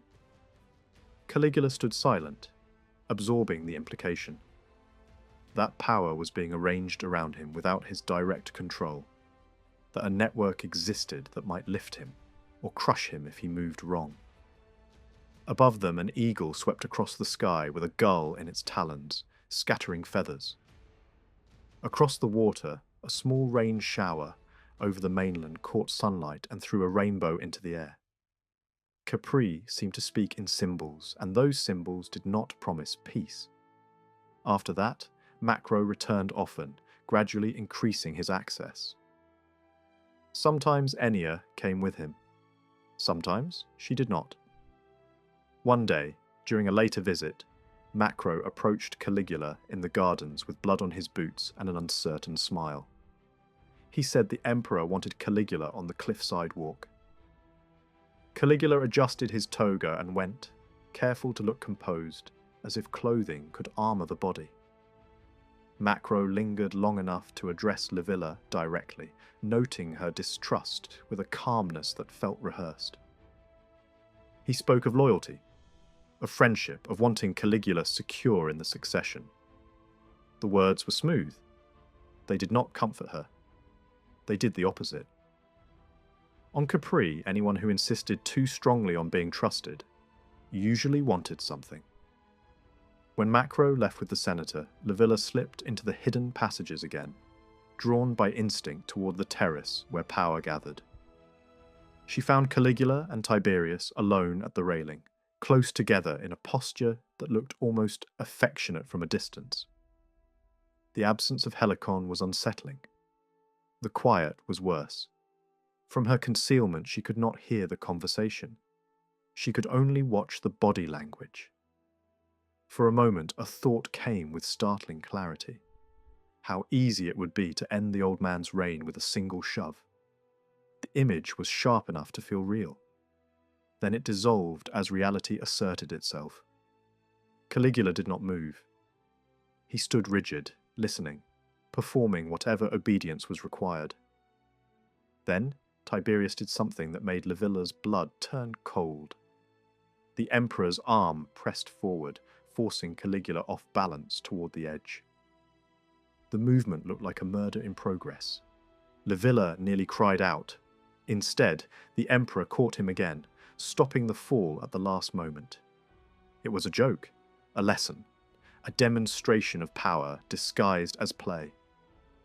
Tiberius laughed loudly. Caligula laughed too, but the laughter did not reach his eyes. Livilla watched, sick with the knowledge that nothing on Capri was ever simply conversation, ever simply affection, ever simply relief. Everything was pressure. Everything was testing. Even survival could be turned into entertainment by the man who ruled the world from a cliff. And as she stayed hidden among the shrubs, listening to the gulls and the distant movement of servants, one thought settled heavy and persistent. The old emperor deserved the fate he gave others, and yet the person most capable of delivering it stood beside him, smiling on command, waiting for the right moment, or for the moment to be forced upon him. A young imperial heir began appearing more and more frequently at the ruler's side during the final phase of the old emperor's life. What first looked like reckless proximity to a volatile and suspicious sovereign gradually revealed itself as deliberate positioning. The court had become a battlefield of whispers, favours, and silent alliances. Rather than leave influence to powerful officials and guard commanders, the young successor chose to build a personal relationship with the aging ruler. At that time, he was not yet driven by naked ambition. Those around him pushed the idea of succession more than he did. But once publicly named among the heirs, he understood that a quiet private life was no longer possible. In a divided succession, hesitation could mean death. He adjusted his behaviour with care. In debates, he showed intelligence, but never dominance. In games, he lost often enough to appear harmless. In conversation, he flattered without seeming to flatter. He discussed philosophy, ethics, and politics with the emperor, who, despite paranoia and cruelty, still possessed a razor-sharp mind. Their exchanges ranged from the nature of the soul to the meaning of pleasure and virtue. Observers noticed a pattern. The old ruler enjoyed intellectual combat, and the younger man learned when to yield and when to gently resist. Another rival heir, confident in bloodline alone, repeatedly tried to join these discussions and was often exposed as shallow and ill-prepared, deepening his resentment. During this tense period, a foreign-born noble with royal connections arrived unexpectedly at the island court. He came with gifts, charm, and a dangerous looseness of speech. He bowed properly, pleased the emperor, and secured temporary favour. Yet outside the formal halls he spoke too freely, joking about the ruler's approaching death and urging bold action in the coming transfer of power. He failed to understand that on that island even slaves could become witnesses under torture. His careless words were overheard by the rival heir. Within hours he was arrested and removed under guard to the mainland. His fall hardened divisions at court and made every conversation more cautious. Not long after, violence broke out openly. 2 hired killers gained access to a high terrace where the young successor stood with a close family member. Their first strikes failed by inches. Training, instinct, and desperate resistance kept the targets alive long enough for armed intervention. One attacker was thrown from the height, the other was cut down. Evidence linked the plot to circles close to the rival heir. From that day forward, the struggle for succession stopped being theoretical. It became immediate and physical. Meanwhile, the emperor's health collapsed. Chronic illness, bleeding, and violent mood swings confined him to his chambers. Executions increased, even as his strength declined. Visitors maneuvered constantly. One faction courted the guards with promises of reward. Another chose patience, staying visibly loyal at the bedside. The guard prefect visited often, quietly measuring support and risk. The question was no longer whether the emperor would die, but who would control the moment after. When preparations began to move the court back to the mainland, the operation resembled a military relocation. Wagons, officials, guards, scribes, and servants were assembled in long columns. The emperor, too weak to ride, was carried on a litter. Rival heirs travelled in the same convoy, each surrounded by watchers. The sea crossing toward the great naval harbour was tense and subdued. One heir stood apart at the rail almost the entire voyage, unusually silent, as if counting invisible steps. Mid-journey, the emperor summoned only one of the two successors into his private shelter. That detail did not go unnoticed. Experienced observers understood what it likely meant: a final will favouring a single heir. Before any announcement could be made, chaos erupted under the awning. Shouts spread across the deck. The emperor had died. Confusion followed instantly. Personal guards and elite troops stared at one another, uncertain whose authority now ruled. In that suspended moment, the calm air revealed that the death had not been entirely left to chance. A rare and deadly toxin, administered gradually and invisibly, had ensured that the ruler would not live long enough to finalize changes to the succession. The method had passed beneath the notice of even the most vigilant bodyguards. It was calculated, quiet, and irreversible. With the emperor gone and no new decree proclaimed, the balance depended entirely on the loyalty of the guard. The prefect faced a choice that would shape the empire. After a brief hesitation, he publicly hailed the more composed candidate as the new ruler. Formations shifted, weapons lowered, knees bent. The decision cascaded through the ranks within seconds. The rival heir's claim collapsed on the spot. Years of fear, purges, suspicion, and silent maneuvering ended not with a Senate vote or a formal reading of a will, but with timing, poison, and the allegiance of armed men. The island exile was over. Power passed hands on a ship's deck between harbour and open sea. A new reign began, not through ceremony, but through survival, calculation, and decisive support at the critical moment. A second homecoming to Rome unfolded under a sky that seemed determined to repeat itself. A bright arc of colour hung over the city again, and whether it was truly more vivid, or simply felt that way in the glow of victory, hardly mattered. This time the return did not carry grief, ashes, and uncertainty. It carried power. The child who once arrived in a nurse's arms now entered the capital as part of the ruling house, escorted by soldiers and surrounded by shouting crowds. The young man at the centre of it all had become the most powerful figure in the empire, and everyone in the imperial caravan understood what appearances could achieve. Servants worked along the road like skilled craftsmen, adjusting clothing, posture, and presentation until the new ruler looked both noble and untouchable. The effect was carefully balanced. Regal enough to command awe, restrained enough to feel familiar, as if he were still only an unusually impressive senator in ceremonial dress rather than a monarch in all but name. Rome responded immediately. There was little sign of real mourning for the dead emperor. The mood in the streets resembled a festival more than a funeral procession. People cheered the arrival of a ruler tied to a beloved military hero of an earlier generation and persuaded themselves that a brighter era had begun simply because the old one had ended. The noise, the press of bodies, the banners, the sunlight on stone, the rolling thunder of applause, everything blended into a single overwhelming blur. Only fragments remained distinct. The bright curve of colour above the rooftops, formal rites carried out with practiced precision, the sense of endless motion through familiar streets, now transformed by celebration. One detail, however, stood out sharply.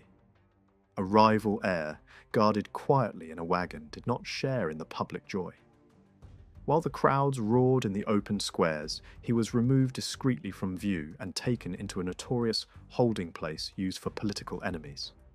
It was a cold, degrading solution, neither forgiveness nor swift execution, but a limbo designed to break pride. Advisors had urged the new ruler to remove the rival permanently, arguing that mercy created danger. Instead, the choice was postponement. The rival was kept alive, not out of compassion, but because he might still be useful as a piece on the board.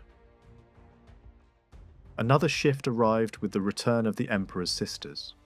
One of them, long absent, appeared healthy and strangely radiant. Those close enough to notice understood that a child was on the way, though few spoke of it openly. Someone urged her to free herself from a violent husband now that the family held absolute authority. She refused without hesitation. The refusal was not sentimental. It sounded strategic, as if the marriage, however brutal, served a purpose that had not yet reached its moment. She spoke as though life was a long contest, where comfort meant nothing compared to positioning. The tone was sharp enough to wound. It turned an attempt at help into a quiet retreat.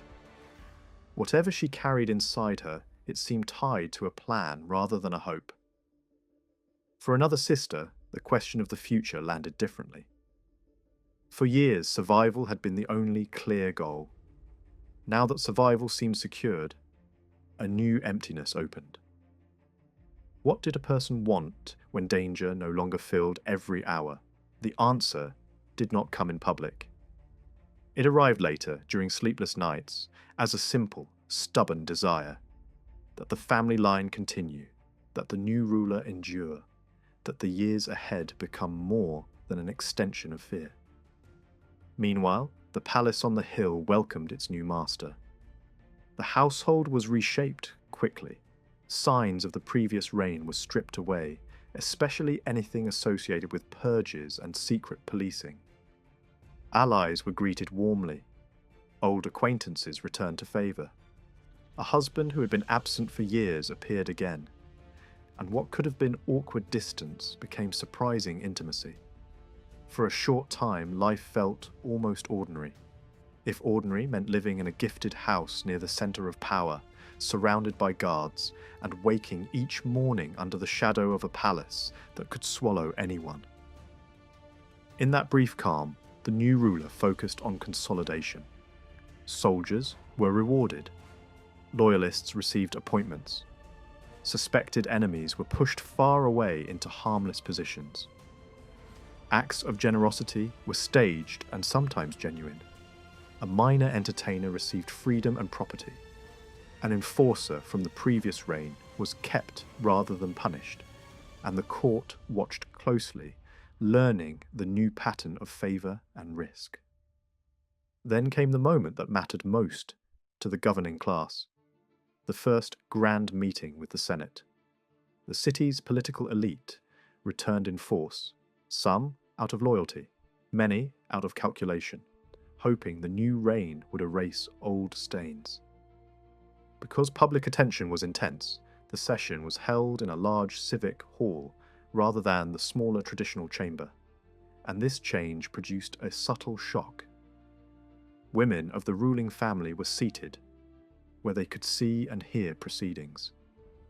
It felt like a crack in an ancient wall.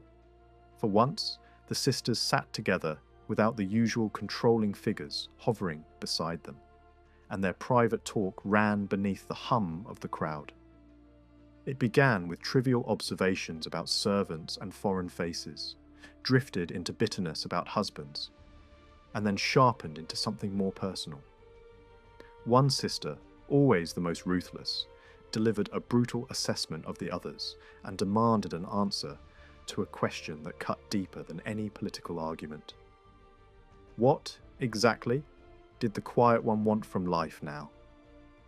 The session itself began with polished words. The new ruler praised the Senate's dignity and spoke of cooperation, making it sound as though the empire could return to a shared balance of authority. He announced concessions that pleased wealthy men and powerful families. He named a co-consul who had long been mocked and sidelined, an awkward relative whose elevation looked like kindness, while also serving as a warning to those who might feel excluded. The crowd enjoyed the spectacle. The senators watched carefully, weighing whether the new ruler was pliable or dangerous. Then came a performance designed to seal the room. The senators were told to look outward toward a distant column of smoke. Panic flared in the hall because fire was Rome's ancient nightmare. The new ruler let the fear rise just long enough to taste its power, then revealed the truth. The smoke came from a controlled burning of the previous regime's legal records. Accusations, trial notes, denunciations, and the machinery of terror that had poisoned political life for years. The message landed hard. It promised an end to that climate of fear and hinted at amnesty for those who had lived under suspicion. Cheers rolled through the hall. Many believed they were watching the old era turn to ash. Yet the gesture was not as simple as it appeared. A ruler could destroy paper publicly while preserving knowledge privately. The spectacle mattered because it made people feel safe, even if the safety was conditional. It was a victory of optics and timing, a reminder that mercy could be offered while leverage remained in reserve. The meeting might have ended in triumph if not for a hard-faced senator who rose to ask what would become of the dead emperor's memory. He demanded the most extreme condemnation, not merely criticism, but erasure, stripping names from monuments, breaking images, removing the dead from honor. The request carried emotional satisfaction, but it was politically radioactive. If the previous emperor was officially declared an enemy of the state, the legitimacy of anyone tied to his blood could be questioned as well. The new ruler understood the trap instantly. He refused the total erasure, but offered a compromise. A private burial with family rites, no public festival, no divine honors, no temple, no elevation into a pantheon. The Senate accepted, not because it loved the dead, but because the new ruler gave it something symbolic without allowing the precedent to threaten his own foundation. The tension did not fully dissipate. The subject shifted to money, bequests promised to the people, and gifts left unresolved. The new ruler pledged to honor old promises, including large payouts that thrilled the public but terrified financial officials. A senator protested that the treasury could not sustain it. The response was immediate and theatrical. The new ruler declared he would cover any shortfall from his personal wealth. It sounded legendary. It also sounded like a purchase of loyalty. When the senator sneered exactly that, the air turned cold. This was the first clear glimpse of the darker edge beneath the charm. The ruler did not explode. Instead, he signalled silently, and men within the audience revealed themselves as armed guards. Their presence was not a speech, it was a statement. The senator's support evaporated in seconds as colleagues instinctively distanced themselves. Power in Rome had always worn two faces, persuasion and force. The new ruler made it clear he possessed both. Afterward, he left abruptly, disgusted, walking out into the open forum with his escort clearing space around him. A close family member hurried after him and caught up as he climbed toward the hill. In private, he admitted what truly angered him. Not the senator's insult alone, but the fact that it had provoked a crack in his control. He had hoped the days of constant self-censorship were over. He realized they were not. The game had only changed boards. He spoke bitterly about being pushed into showing strength too openly and about how quickly irritation could rise in him, like a familiar fire from childhood arguments that had never really died. In the first months of his rule, the new emperor became the centre of extraordinary public enthusiasm. Within a short time, he secured the loyalty of the urban population, the elite guard units, and the wider military establishment. Money certainly played a role. Large bonuses were distributed, arrears were settled, and rewards were promised. Yet coin alone does not create devotion. His appeal to soldiers came from something more personal. Unlike earlier rulers who governed campaigns from afar, he had grown up among marching columns and fortified camps. As a child, he had appeared beside his famous father on campaign, dressed in miniature military gear, and veterans remembered the image. That memory matured into myth. Troops did not see him as a distant administrator of war, but as someone formed in their world. The old nickname tied to his childhood boots resurfaced and spread through the ranks until even high officials used it in private speech. Urban support followed a different path.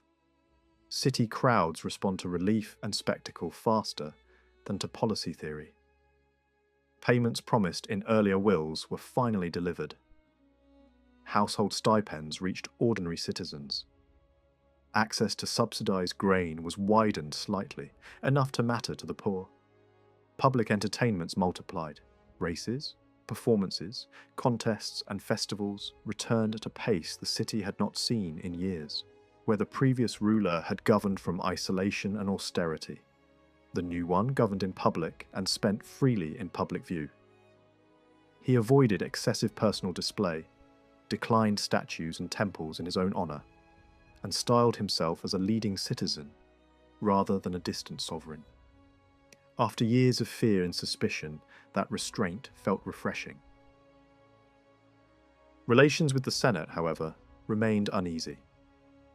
Many members praised him loudly, but a bitter faction never softened. Invitations to attend more sessions were frequent. Acceptance was not. Close observers noticed that his reluctance was not simple arrogance. He had learned to survive under constant threat by suppressing visible emotion. Years of enforced self-control had become habit. When challenged sharply in debate, flashes of temper returned with unsettling force. Rather than risk open rupture, he limited contact. He preferred decisive action to prolonged argument and trusted popularity with soldiers and citizens more than approval from aristocratic councils. Public games became the main stage of his rule. During a major festival honouring an earlier conqueror, he appeared in the imperial viewing platform with close relatives and allies. His sisters were seated beside him in a place traditionally reserved for male authority, a deliberate break with custom.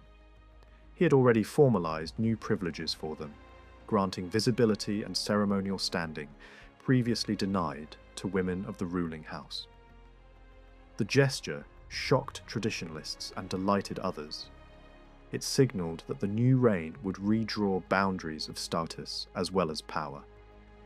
That same day, he used the assembled crowd to announce major decisions directly, bypassing elite audiences.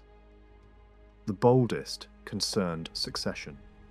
He declared that his former rival claimant, long sidelined and distrusted, would be adopted as heir. The logic was political rather than sentimental. A named successor reduced uncertainty, calmed factions, and converted a rival's supporters into stakeholders. The choice carried risk, but it also neutralized immediate tension. Stability, he argued, required a visible line of inheritance at all times. Another proclamation dissolved a marriage within the imperial circle and reassigned the former husband to a distant governorship.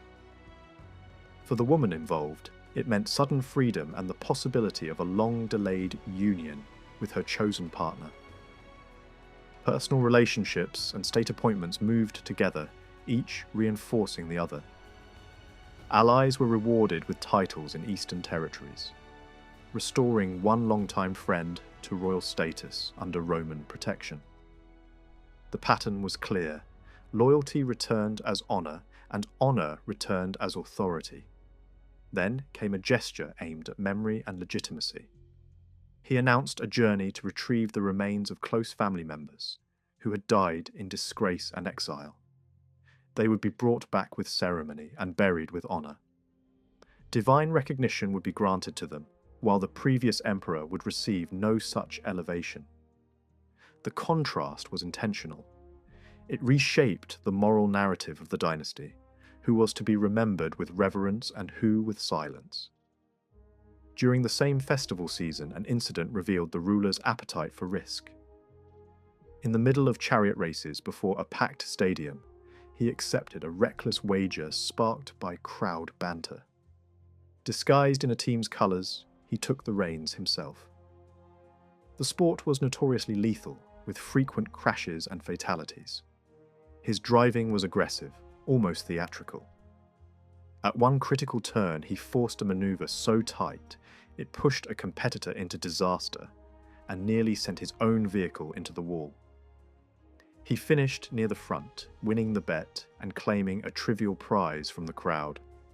But the episode exposed a trait that would become increasingly visible: a willingness to gamble with danger simply to prove he could master it. Months later, at the height of his popularity, crisis struck without warning. Reports spread at dawn that the emperor was near death. He was found collapsed, pale, sweating, and barely conscious, unable to speak clearly. Servants described violent sickness, bleeding, and prolonged weakness. Physicians offered conflicting diagnoses. Some called it a severe intestinal disease seen in distant provinces. Treatments varied and produced little improvement. Crowds gathered outside the palace in anxious vigil, praying and waiting. The city that had celebrated now held its breath. At the same time, the adopted heir reappeared in public view, speaking sympathetically to crowds and positioning himself as the natural successor. Senior officials met privately and frequently. To experienced eyes, their posture and secrecy suggested preparation rather than concern. Suspicion grew that the illness might not be natural. A new line of inquiry was pursued quietly.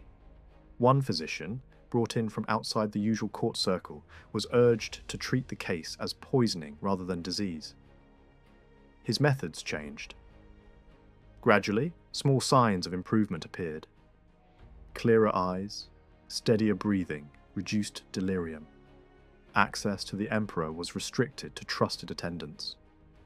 Guard assignments were shifted, replacing one elite corps with another more personally loyal to him.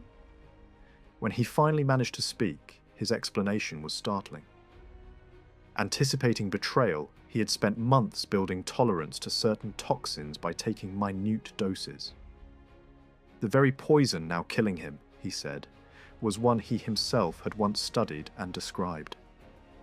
Someone close had used it against him. His preparation, reckless as it sounded, might be the only reason he still lived. Contingency plans followed immediately. A new will was dictated. The adopted heir was removed from succession. The estate and authority were redirected through a trusted sister toward a long-standing ally, ensuring continuity if death came quickly. Decisions about suspected conspirators were strategic rather than impulsive. One powerful official would not be struck down where he commanded loyal forces. Instead, he would be reassigned far away, isolated from his base of support, where removal would be simpler and quieter. After the emperor recovered from the attempt on his life, the atmosphere around the court changed sharply. Relief quickly gave way to retaliation. The tone of government hardened, and decisions that followed were driven less by celebration than by reckoning. Those close to power understood that survival had altered him.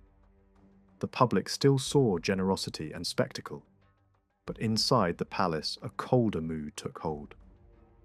Preparations were underway for a marriage within the ruling family, a union long delayed and deeply personal, rather than purely political. The ceremony itself would be modest, but the groom insisted on honouring the bride with unusual care. In Roman custom, weddings were normally arranged and controlled by male guardians, with the bride having little say. This occasion broke from that pattern. It was widely understood that affection, not convenience, stood behind it. Even so, envy and tension moved quietly beneath the surface among relatives, because favour from the emperor could transform any private event into a statement of rank. During these preparations, the emperor appeared in person at a relative's residence, without grand procession. He travelled simply, dressed without ornament, accompanied not by his usual guard but by a different corps of foreign-born soldiers, known for their personal loyalty to him. The change did not go unnoticed. He still looked physically weakened from illness, thinner and pale, but there was a new intensity in his expression. He requested immediate company for official business and set out again without delay. The destination was the river port area, where ships departed for overseas commands. A high official who had recently been reassigned to a distant provincial post was preparing to leave. He had once controlled the Imperial Guard and held enormous influence. Since the emperor's illness, that influence had been systematically dismantled. Veteran officers with older loyalties had replaced his inner circle. Transfers, dismissals, and quiet restructuring had reduced his power to almost nothing. Now, the final act was ready. The port was heavily secured. Armed units stood in formation beyond the city boundary, where military display was permitted. The former commander arrived with his family and household staff, expecting a formal farewell. Instead, he found himself surrounded and charged with treason. There was no public trial, no prolonged hearing. The emperor offered him a choice: confess the motive and die quickly with protection for his family's property and status, or deny everything and face prolonged imprisonment, followed by collective punishment. Under pressure, the man admitted that ambition had driven him. He had gambled on shaping the succession through another claimant, and hoped to become the power behind a future ruler. That admission sealed his fate. Execution followed immediately and publicly, carried out with deliberate severity. His family was spared on the spot, but ordered into permanent exile. The message was unmistakable. Betrayal at the centre of power would be answered without hesitation. In the weeks that followed, physical recovery continued, but anxiety about succession intensified. With earlier heirs dead or removed, attention turned to securing a direct blood successor. Advisors and relatives reinforced the urgency. Recent accusations about a cursed lineage lingered in memory and added psychological weight to the question of heirs. Marriage became not only personal, but strategic. A new imperial bride was chosen quickly, inspired by a perceived historical parallel rather than compatibility. The match proved strained from the beginning. She showed little engagement with court life and less with her husband. Attempts to force harmony only deepened the distance.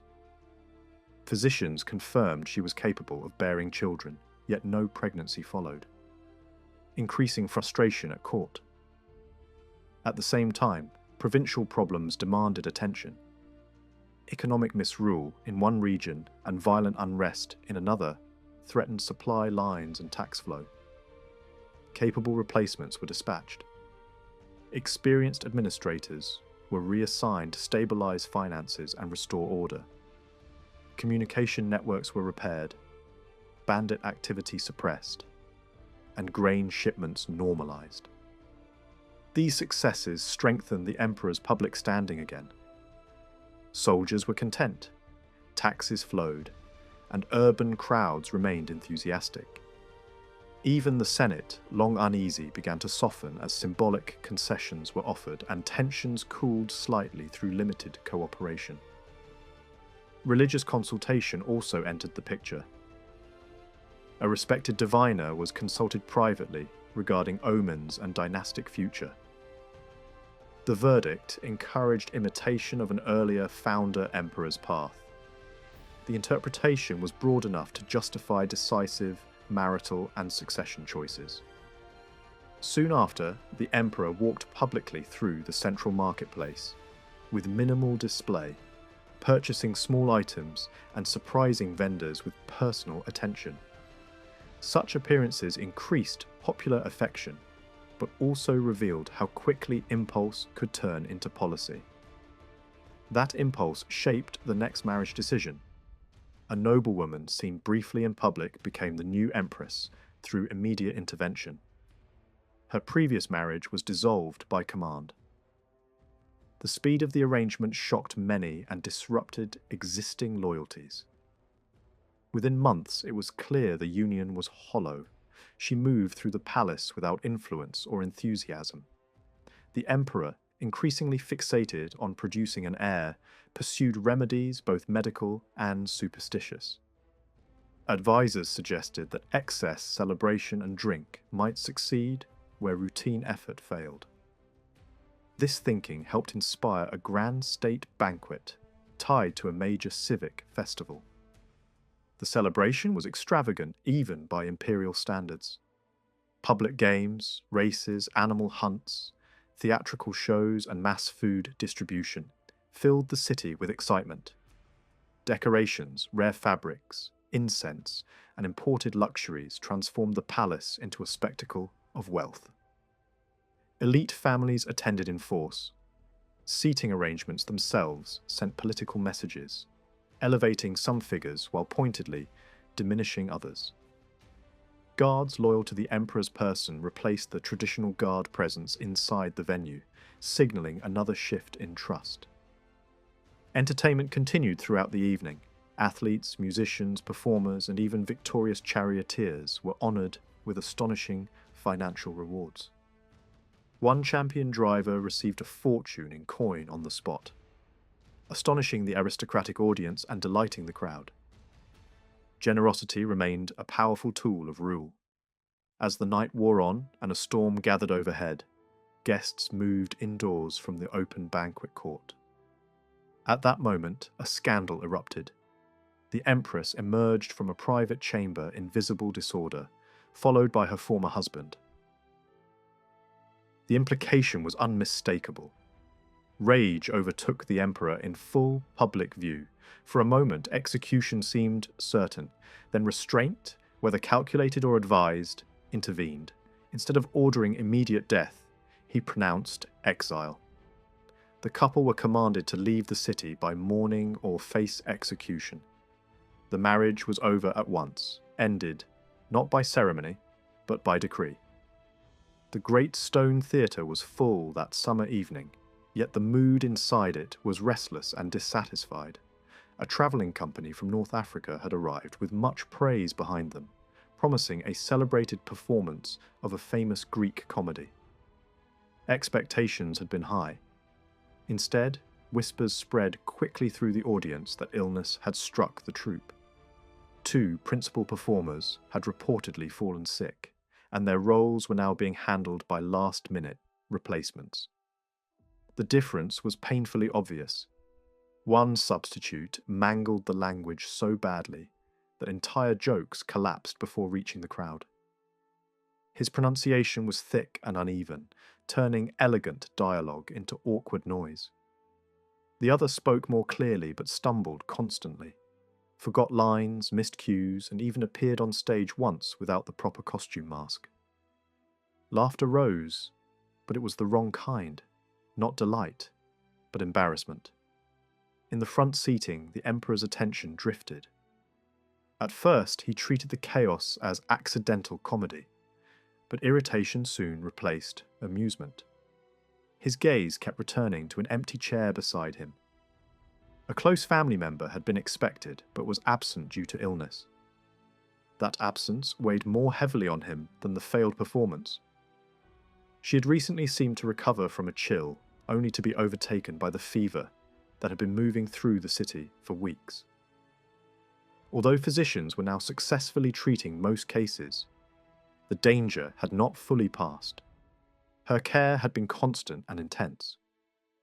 Multiple doctors attended her, including a respected foreign physician credited with earlier life-saving treatment in the imperial household. Signs of improvement had appeared only the day before, and that small recovery had persuaded the emperor, reluctantly, to attend the performance rather than remain at her bedside. Even so, his mind never left her condition. He knew the play well and could recite long passages from memory. As the chorus spoke, he quietly mouthed the correct lines under his breath, contrasting them with the broken delivery on stage. The mismatch sharpened his frustration. His fingers began tapping against the armrest. His posture tightened. Those near him recognized the signs of rising temper.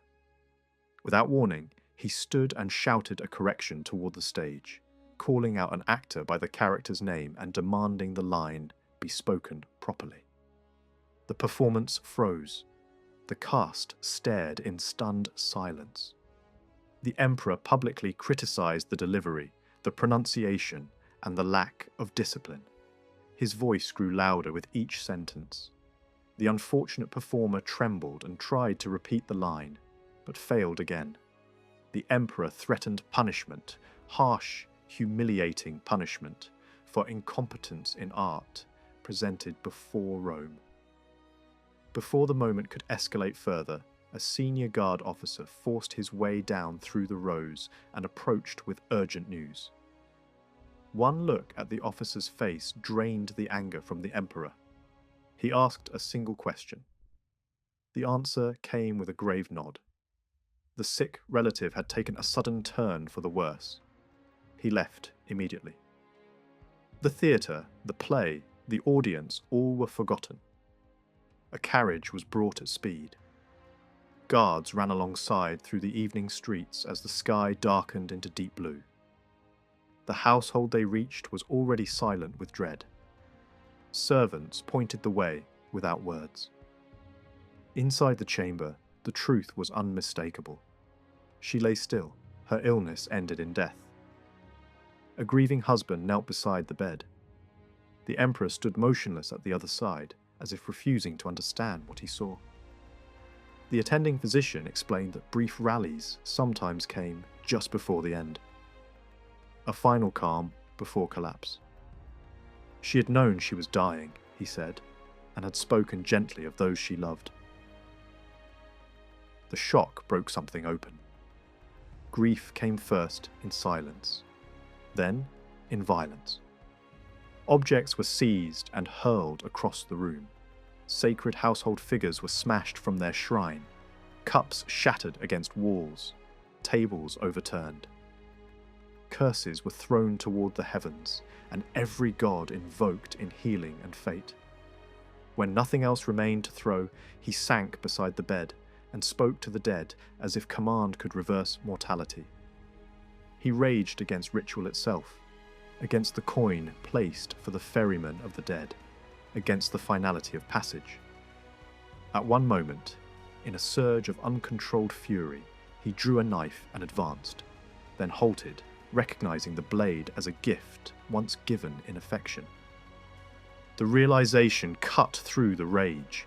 He drove the weapon into the wall instead and struck the stone with his bare fists until his knuckles split. Witnesses later said the sound of that grief was more terrible than the destruction. The following day, he vanished from the capital. Authority was left in the hands of newly appointed guard prefects, with strict instructions regarding the funeral. Unlimited expense, unprecedented honours, magnificent games. He refused to appear publicly in mourning, choosing isolation over display. The city learned only that he had withdrawn for private grief. The funeral ceremonies were immense. Competitions, spectacles, and offerings surpassed all precedent. Yet behind the grandeur stood exhaustion and strain. Close relatives struggled to manage arrangements while carrying their own sorrow. Political figures circled quietly, sensing opportunity in absence. The danger of a ruler withdrawing from governance was well known from recent history. Eventually his location became known. An old lakeside estate in the southern hills, long unused and neglected. The place was remote, overgrown, and eerily quiet, suited to solitude but not to recovery. When family members finally forced entry despite orders refusing visitors, they found a transformed figure. Unshaven, underfed, sleepless, surrounded by darkness and cold. Curtains drawn, fires unlit, rooms abandoned. Servants had fled. Only one remained. He resisted returning. He spoke only to dictate long lists of posthumous honours he wished granted. Appeals to duty failed. Comparisons to past rulers who had decayed in isolation failed. Only persistent pressure, succession concerns, political risk, and emotional appeals produced small movement. Practical steps followed. Light, warmth, food, grooming, conversation. Progress came in inches, then pauses, then setbacks. A new marriage was arranged during this period, chosen more for suitability than passion. The ceremony was quiet, away from the capital. Recovery remained fragile. Even when he spoke and ate normally, observers noted that his humour had dimmed and that sorrow remained close beneath the surface. A proposal finally drew him outward. A journey to an island province where administrative complaints required imperial review. The suggestion also prevented a controversial relative from gaining influence through the same mission. Travel, sea air, and visible authority were presented as medicine for both state and ruler. He agreed. There, amid harbour inspections and civic preparations, something shifted. While observing port congestion and trade bottlenecks, he became engaged, genuinely engaged, in practical governance again. He questioned logistics, mapped coastlines from memory, and ordered new harbour construction to relieve transport pressure. Local officials were astonished by the speed and clarity of the decision. It was the first sustained spark of administrative energy seen since the death that had broken him. A bitter wind swept across the height of the Esquiline, and the sky threatened snow as the emperor and his sister stood on a temporary wooden platform overlooking one of the largest construction zones in the city. Armed guards kept their distance, forming a protective ring while leaving the central space open. Below them stretched a scar across the urban landscape where crowded tenements and private villas had recently been torn down.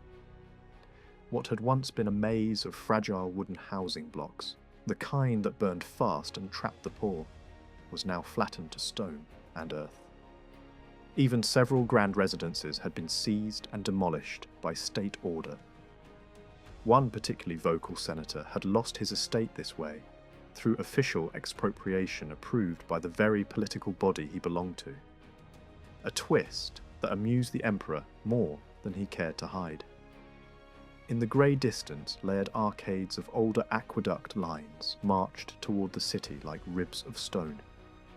3 major water channels already rode those arches.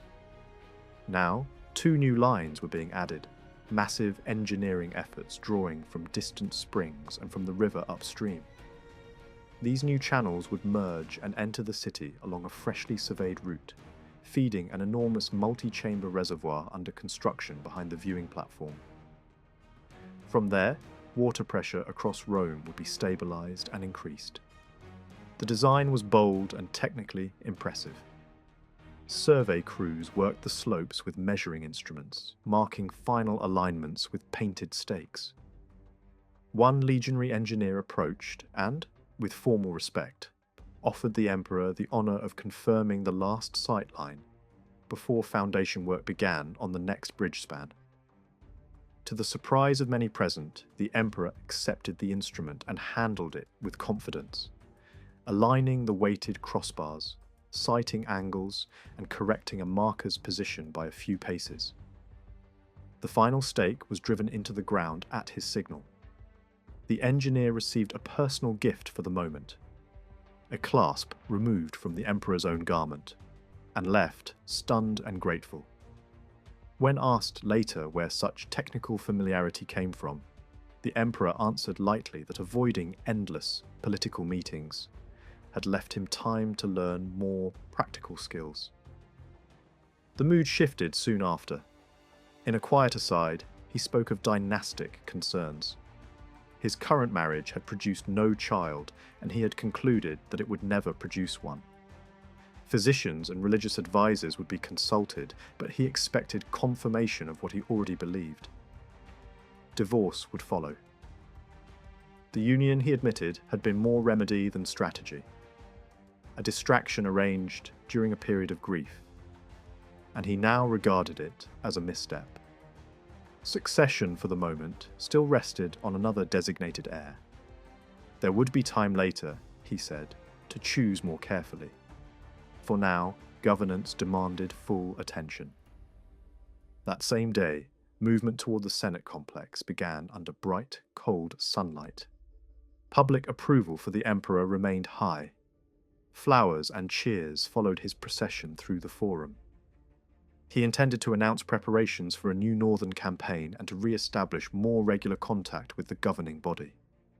His sister followed close behind, determined to occupy one of the ceremonial seats he had once granted to his sisters near the presiding platform. A symbolic break with long tradition. At the entrance, he diverted briefly into an adjoining courtyard for minor business, while she proceeded toward the main chamber. Moments later, a cry shattered the calm. Armed attackers, senators among them, fell upon him with concealed blades inside the courtyard. The date was the Ides of March, heavy with historical irony. He fought with desperate skill, sustaining multiple cuts while holding off several assailants at once. A larger group blocked the doorway to delay the guards. Praetorians forced entry from two sides, cutting down attackers in a violent clash of short swords against knives. Several conspirators died fighting. Others tried to flee. One killed himself rather than face interrogation. When the fighting ended, the emperor, wounded but standing, ordered every weapon counted. More blades were recovered than bodies accounted for. Some attackers had escaped. Among the weapons lay a military sword forbidden within the city boundary, linking the plot to someone with special access. With controlled fury, he moved straight into the Senate hall and had the doors sealed. Inside, panic spread as guards lined the chamber.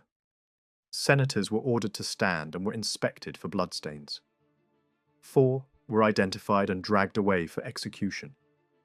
He addressed the assembly not with relief, but with cold condemnation. The attempted murder, he declared, proved deep corruption within the institution. He announced investigations, financial penalties, forced restitutions, and criminal charges tied to past abuses. Some men were named and threatened with ruin or exile. Others were warned they were under watch. He revealed that records of earlier accusations, thought destroyed, still existed in secure archives and would now be re-examined. The session was dissolved. The senators fled in terror. Public reaction outside differed sharply from elite fear. Among common citizens and soldiers, the failed assassination and the emperor's harsh response increased support rather than weakening it. What followed, however, widened the divide between ruler and aristocracy. Trials multiplied. Confiscations and prescriptions spread. The Senate's numbers shrank dramatically through executions, exiles, and forced retirements. Advisory voices urged moderation, warning that humiliation breeds resistance. But anger had hardened into policy. Administrative posts once held by nobles were increasingly given to loyal freedmen. Some became powerful court figures, encouraging further crackdowns. Relations deteriorated further through calculated spectacles of humiliation. At a private gladiator auction, attended only by selected senators, bidding was manipulated so that wealthy attendees were forced to pay absurd prices under public pressure. One elderly nobleman was made through staged misunderstandings. to bid himself into near financial collapse while asleep. The treasury gained. Resentment deepened. Property seizures followed. Estates of political opponents were bought at suppressed prices and repurposed in ways meant to degrade former owners. One grand residence was converted into luxury stabling for the emperor's favourite horse, with joking remarks about appointing the animal to high office. Satire used as a weapon. Each such gesture entertained the crowd and unsettled the elite. Meanwhile, governance did continue. Infrastructure advanced. Military plans moved forward. Public works expanded. Yet the political climate grew increasingly brittle. The ruler's generosity toward the masses and the army stood beside relentless pressure on the aristocracy. Advisors feared the long-term consequences of pushing a governing class beyond endurance. The ruler dismissed such worries, believing popular and military loyalty sufficient. Caligula's marriages had followed one another like unstable seasons. Each began with promise or political necessity and ended in loss, scandal, or disappointment. His first wife had died in childbirth, a tragedy that struck him more deeply than many realized. The second marriage had been rushed and symbolic, meant to silence rumors of ill fortune, and it ended in exile for both bride and her former husband. The third union brought temporary emotional relief during a period of grief, but it too dissolved when no heir appeared. Observers began to see a pattern: urgency, hope, and then rupture. His fourth choice, however, was different. The relationship had not begun with a public announcement or a political calculation, but as a private attachment that had grown quietly over months. By the time he declared his intention to marry again, the bond was already established. The woman was not celebrated for beauty or elegance. She came from a practical, military-leaning family, carried herself with blunt confidence, and did not resemble the refined ideal expected at court. Yet she possessed warmth, humour, and a directness that drew people toward her. Conversations with her quickly erased first impressions. Most striking of all, her devotion to the emperor was unmistakable, and his comfort in her presence equally clear. Her family's fortunes rose rapidly. A half-brother known for his discipline and battlefield reputation confronted the emperor directly about excesses in political purges. Rather than taking offence, the emperor respected the candour and elevated him to high office. That moment marked a temporary slowing of elite persecution and reshaped alliances around the throne. Soon afterward, it became visible that the new bride was already pregnant, conceived well before the ceremony. Instead of concealing the fact, the emperor displayed his happiness openly. Custom would normally have hidden such circumstances, but the prospect of an heir outweighed etiquette. Public reaction softened accordingly. The wedding itself was lavish but socially unusual. Traditional aristocratic presence was thin. Many old noble houses were absent, replaced by newly elevated officials and freed administrators, who now held real influence in government. Former slaves stood beside titled men in celebration halls, a visible sign that the power structure had shifted. Some traditionalists were unsettled. Others recognized the reality that authority had moved closer to the ruler's inner circle. Guards and loyal attendants filled ceremonial roles where senators once stood. During the festivities, careful observers noticed tensions beneath the surface. Certain glances passed between powerful figures, too frequent, too cautious. Exchanges that looked casual carried hidden weight. One sister of the emperor, known for intelligence and restraint, noticed these signals and felt unease she could not easily explain. Over the following days, that unease grew rather than faded. By chance, she later encountered proof that suspicion had foundation. In a quiet service corridor far from ceremony halls, she overheard a hushed conversation between two trusted insiders.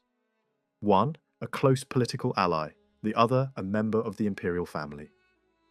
Their words revealed coordination, timing, and intent. They spoke of succession, public reaction, removal of obstacles, and the usefulness of sudden accidents.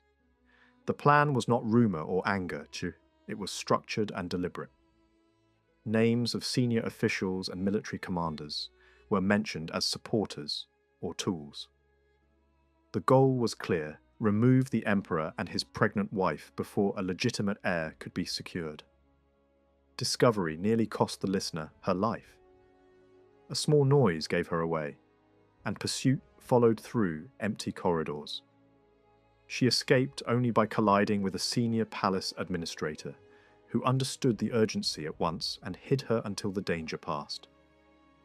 Brought before the emperor, shaken and breathless, she faced a terrible decision: expose the true conspirators, or redirect blame toward peripheral figures in hopes of buying time and preventing immediate bloodshed within the family. She chose partial truth. Names were given, but not the central ones. Arrests followed quickly. Some accused men confessed to political maneuvering but denied murder plans. Others died by their own hand rather than face interrogation. Evidence pointed outward to a powerful provincial commander with control over hardened legions. The emperor moved with speed, marching north with elite guards and loyal officers to confront him directly. The journey was forced and relentless. Tension travelled with the column, especially among those who knew the deeper truth remained hidden. At the frontier fortress, resistance was brief and scattered. Elite guards clashed with veteran troops loyal to the regional commander. After a short, brutal struggle, discipline collapsed and surrender followed. The governor attempted last-minute destruction of documents and a desperate attack, but was subdued. Facing execution, he bargained for a swift death in exchange for full disclosure. He gave it. The conspiracy's core names were spoken aloud. The very two the earlier witness had tried to shield. Shock replaced anger. Betrayal from strangers could be punished easily. Betrayal from family and closest companions cut deeper. Written proof confirmed involvement. One conspirator met death immediately by the emperor's own hand. The other attempted denial, deflection, and counter-accusation, even trying to shift blame onto the very witness who had tried to spare her. It failed. Guards removed both surviving plotters under arrest. Those present later remarked that the most dramatic change was not the violence, but the silence that followed it. The emperor did not rage. He did not shout. He seemed emptied, as if trust itself had been carved out of him. From that day forward, decisions grew colder, punishments more systematic, and reliance on traditional elites diminished further. Authority consolidated around personal loyalty rather than shared class. After the conspiracy was crushed, many observers assumed the surviving imperial sister was fortunate. Several high-ranking figures connected to the plot were dead, executed, forced to suicide, or killed resisting arrest. Yet she remained alive. From the outside, survival alone looked like mercy. The truth felt very different to the one who lived through it. She had not taken part in the scheme, yet she was dragged away as if equally guilty, bound to the same fate as the true conspirators. Her protests changed nothing. In moments of crisis, suspicion spreads faster than proof. She and her sister were imprisoned together in a frontier fortress cell, while the emperor decided what to do with them. The silence between them was more hostile than shouting. They had grown up believing shared danger would bind them forever, that blood loyalty would outlast politics. That belief collapsed in confinement. The bond that had survived exile surveillance, and earlier purges did not survive ambition.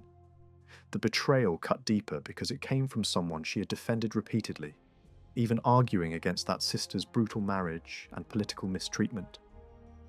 Now, they sat meters apart like strangers, divided by iron. When they finally spoke, the conversation revealed how far their values had diverged. One sister still believed family should come first. The other believed lineage was secondary to legacy, and legacy meant securing power for her child at any cost. She spoke openly of sacrifice, manipulation, and necessary cruelty. To her, kinship was conditional. Blood ties were tools, not safeguards. If betrayal protected her son's future, she considered it justified. The coldness of that reasoning shocked even someone already hardened by palace politics. Days passed in captivity while judgment was delayed. Sleep brought no relief. Night after night, violent dream images returned. Flashes of colour, blades, crowds, blood, impact, repeating with minor variations, draining strength and clarity. The mind, once steady, began to fray under isolation and fear. Guards rotated, meals arrived, doors opened only for escorted necessities. No verdict came. Uncertainty proved more exhausting than punishment. The emperor himself had nearly ordered immediate executions when the conspiracy was exposed. Only persistent persuasion from a trusted advisor prevented instant death sentences. Rage had given way to something colder: distance, detachment, emotional withdrawal. When the prisoners were finally brought before him, ceremony replaced familiarity. Titles replaced names. One sister was forced to carry the ashes of her executed partner as a living burden of disgrace. Both were told they would travel under guard, stripped of privilege, treated like common offenders until a final decision was reached. What followed was a long military journey under humiliating conditions.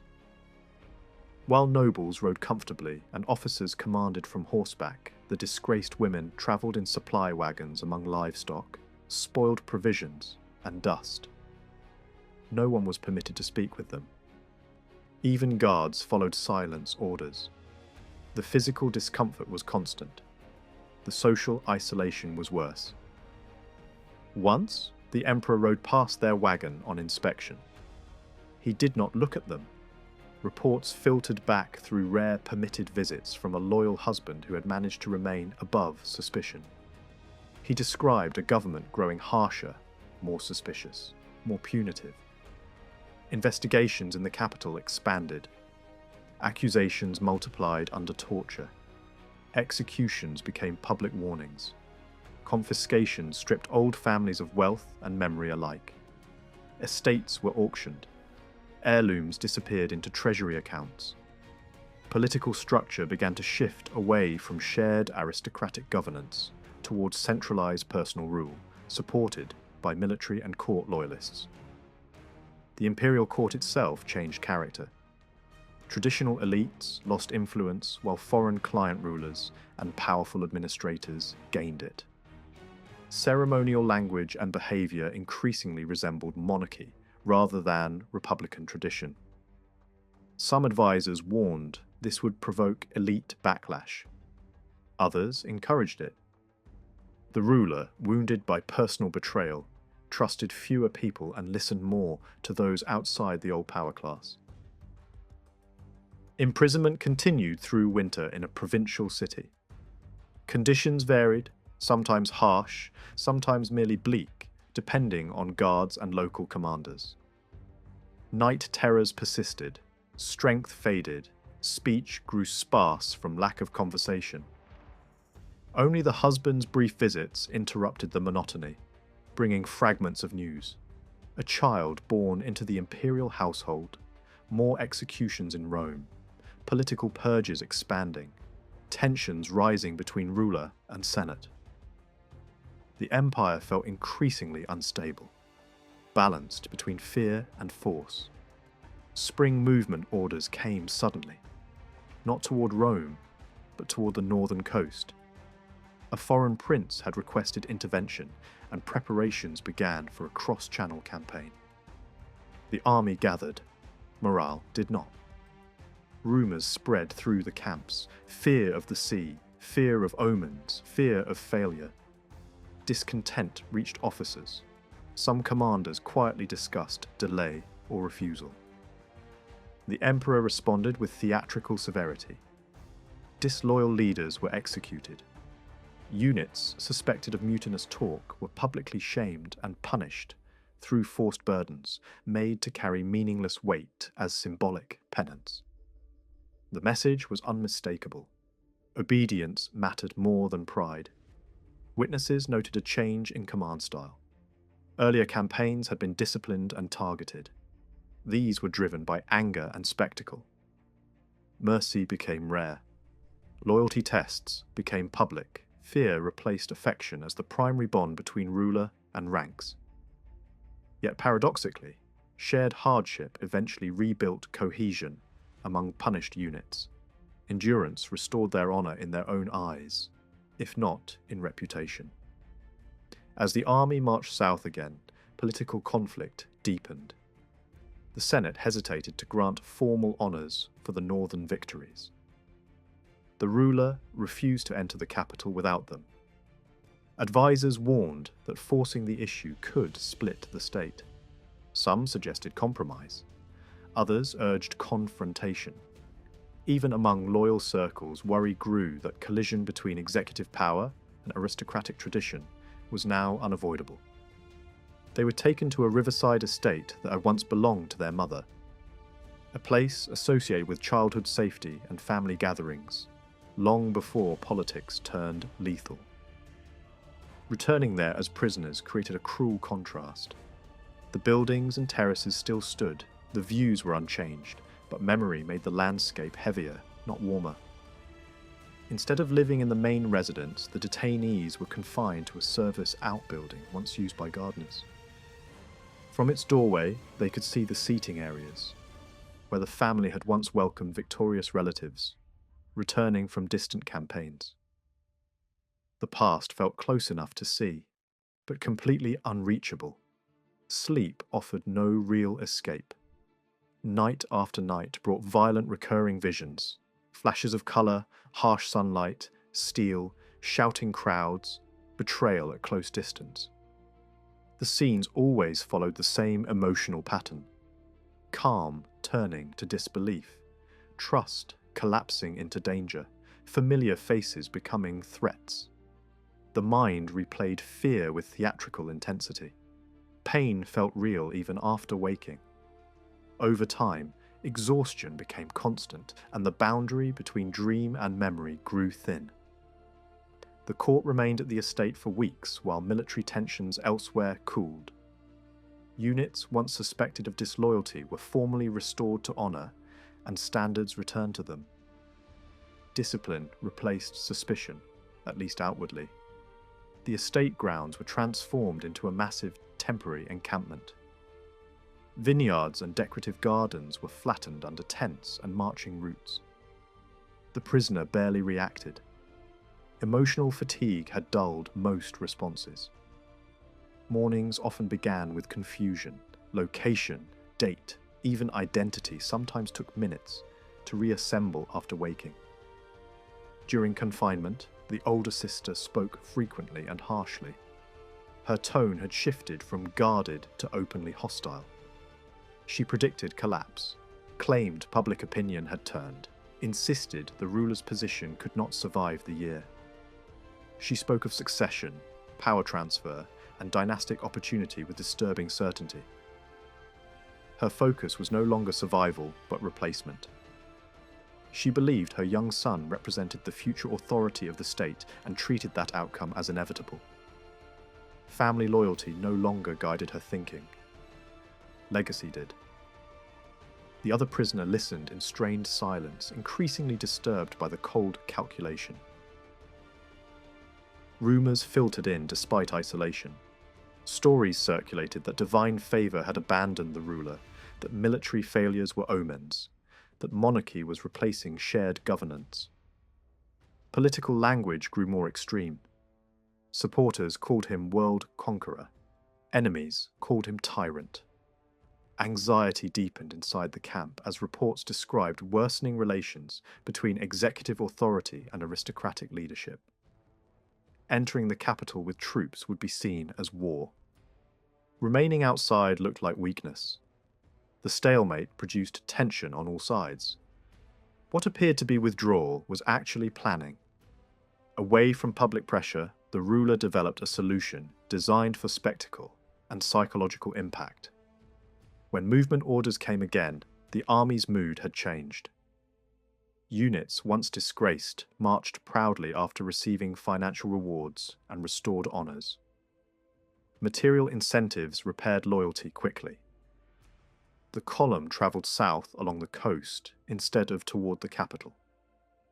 At a major naval bay, preparations for an unprecedented display were underway. The prisoners learned their fate during this journey. Exile, permanent, isolated, and modelled after earlier family punishments, would replace imprisonment. The announcement triggered collapse in one case and defiant silence in the other. At the bay, engineers had assembled a floating roadway across open water using anchored vessels packed tightly and overlaid with timber decking. It stretched for miles, built not for infrastructure but for a demonstration. Troops, cavalry, guards, officials and court members crossed in ceremonial formation. Crowds gathered from surrounding cities to witness it. Wine was distributed freely. The event blended military parade with theatrical provocation. Some saw genius, others saw madness. The following day featured a second ceremony, styled after traditional victory rituals, but staged outside the capital's authority. Military units lined the floating route, while feasting and drinking. Speeches praised loyalty and reframed earlier unrest as resolved. Then came punishment disguised as entertainment. Officers previously implicated in rebellion were forced into staged naval combat using fragile mock warboats while wearing full armour. As vessels broke apart, many sank and drowned under the weight of their gear. A few survivors were spared and publicly forgiven. Most were not. Reactions ranged from cheering to horror depending on the observer's conscience. Soon afterward, exile began. One sister was transported north to an island prison associated with earlier family deaths. The other was sent to a smaller southern island. Narrow, isolated, nearly self-contained. The residence was comfortable by material standards but functioned as a cage. 2 household workers handled food and cleaning. A small guard detachment lived in a distant settlement and checked daily that the prisoner remained present and alone. Escape was unrealistic. Contact was non-existent. Isolation reshaped the mind. Days blurred. Conversation vanished. Small tasks became survival tools. Gardening began as distraction and turned into obsession. Plants were trimmed, rearranged, removed, replanted. Stone decorations were painted, altered, ruined, hidden. Improvised projects filled hours. Songs were composed and forgotten. Thoughts wandered unpredictably. Loneliness created sensory distortions, including repeated sightings of a silent maternal figure believed to be either memory or apparition. The presence felt comforting regardless of its source. Months passed before any visitor arrived. When mounted soldiers finally appeared, one rider was recognized immediately. The husband, permitted a supervised visit. Emotional relief overcame resentment at first contact. That night restored a sense of human connection long missing. The following day brought grave discussion. Conditions in the capital had worsened. Political purges continued. Elite families were destroying each other to gain favour. Fear governed behaviour. Trials multiplied. Executions occurred in private and public spaces alike. Authority was concentrating rapidly around one figure supported by military and administrative loyalists, rather than traditional governing classes. The visitor felt torn between personal loyalty and institutional survival. He warned that coexistence between ruler and aristocracy was nearing impossibility. When hoofbeats finally broke the quiet, expectations split between hope and dread. Visitors meant change, and change meant danger. Her husband arrived with soldiers.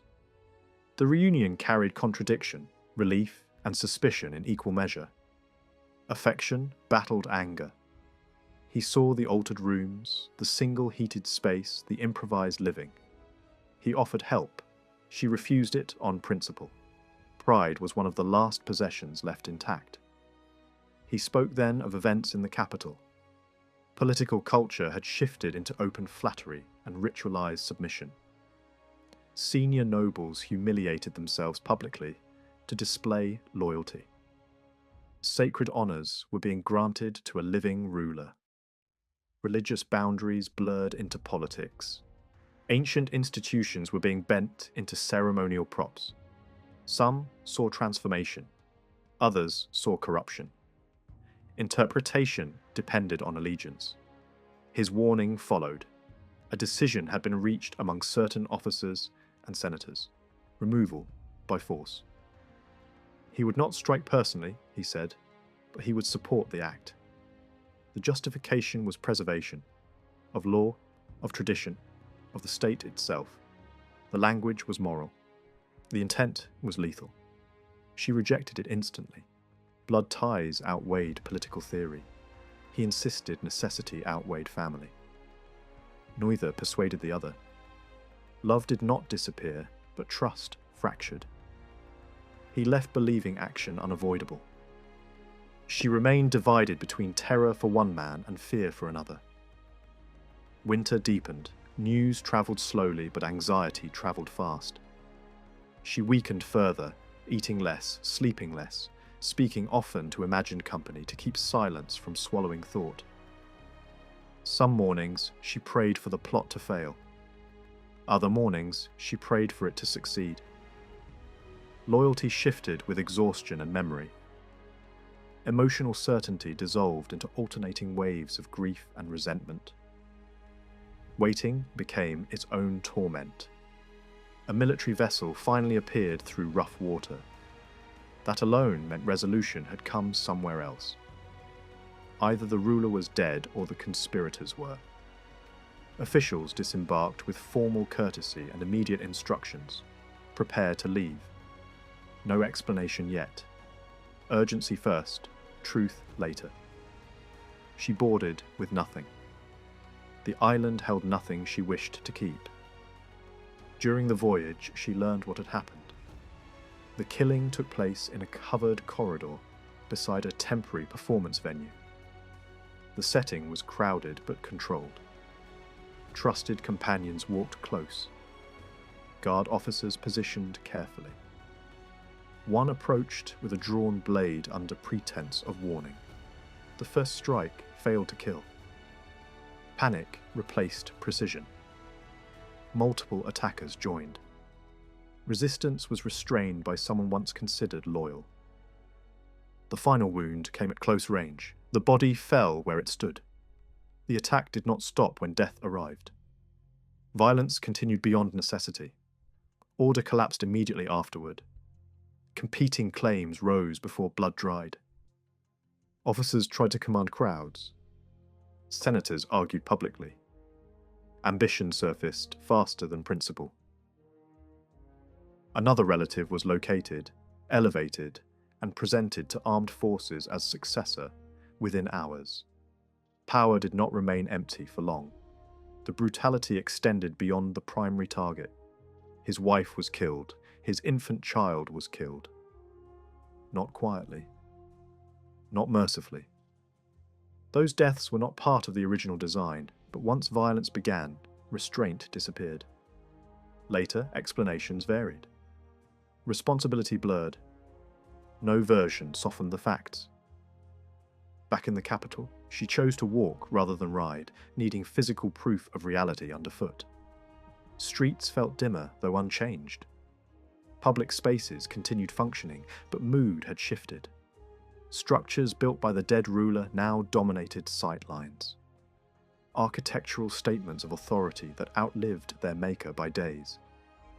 Memory and stone stood side by side. She visited the passage where it happened. Stains remained despite cleaning.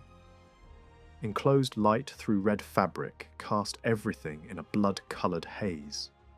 Those who had participated spoke of intention versus outcome, of plans for swift death turning into chaos. Regret appeared in words, not in consequences. She offered no comfort. Principle had demanded murder.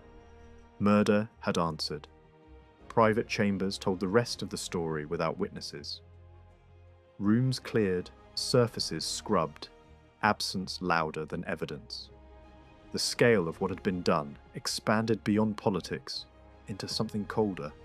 Elimination of a household, not just a ruler. The conspirator who loved her tried to justify the act as rescue of the state.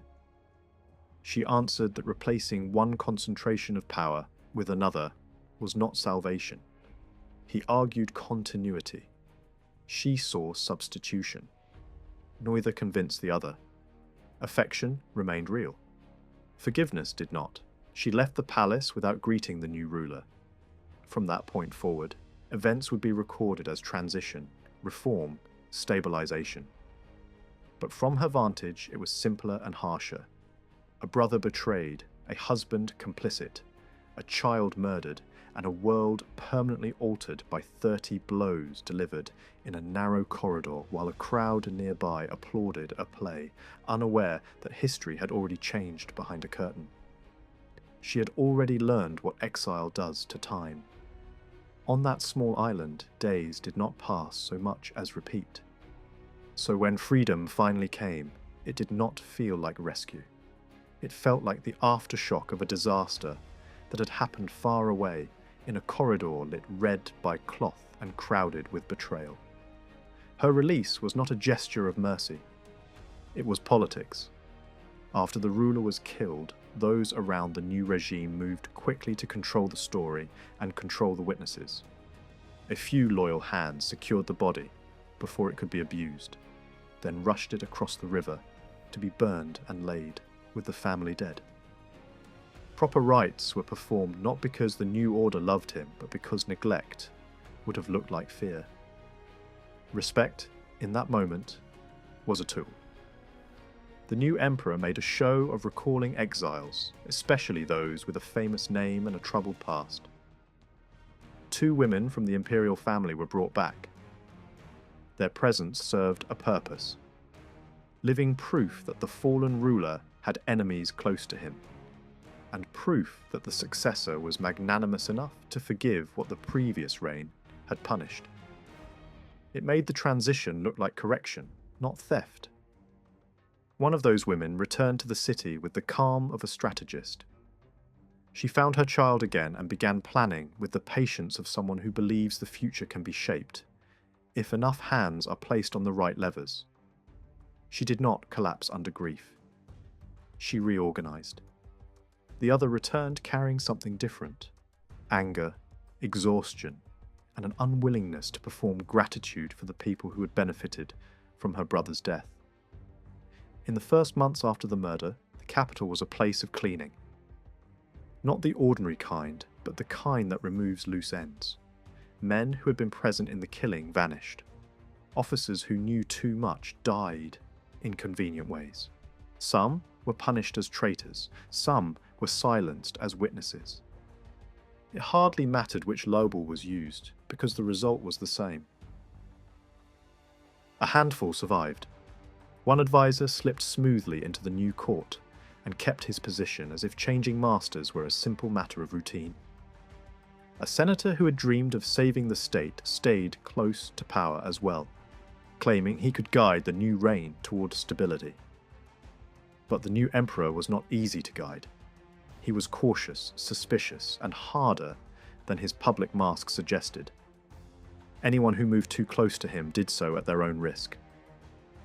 A powerful palace official disappeared during that period, a man who had once guarded emperors with a professionalism that outlasted loyalty. In a city where rumour travelled faster than fire, disappearance was rarely viewed as an accident. There were also deaths that looked almost gentle beside the rest. One brutal husband in the imperial circle died away from the city, officially from natural causes. The timing was noted by those who understood how alliances work. When someone becomes inconvenient, nature is often blamed. For a time, the returned woman lived in Rome, not as a free citizen in her own right, but as a valuable object moved from room to room. She avoided her husband. She did not want his protection or his explanations. She had seen what he had become when principle demanded blood, and she could not force herself to pretend that love erased complicity. At court, she was displayed again and again. The new emperor liked the theatre of legitimacy. He gathered newly appointed senators, men grateful for their seats, and placed the recalled women before them like evidence. Here were victims of the previous reign, he implied. Here was proof that the old ruler had been hated, plotted against, resisted. Here was proof that his own rise was righteous. The scheme worked better with her sister than with her. Her sister understood the rules of survival. She smiled at the right moments, said little, and gathered influence quietly.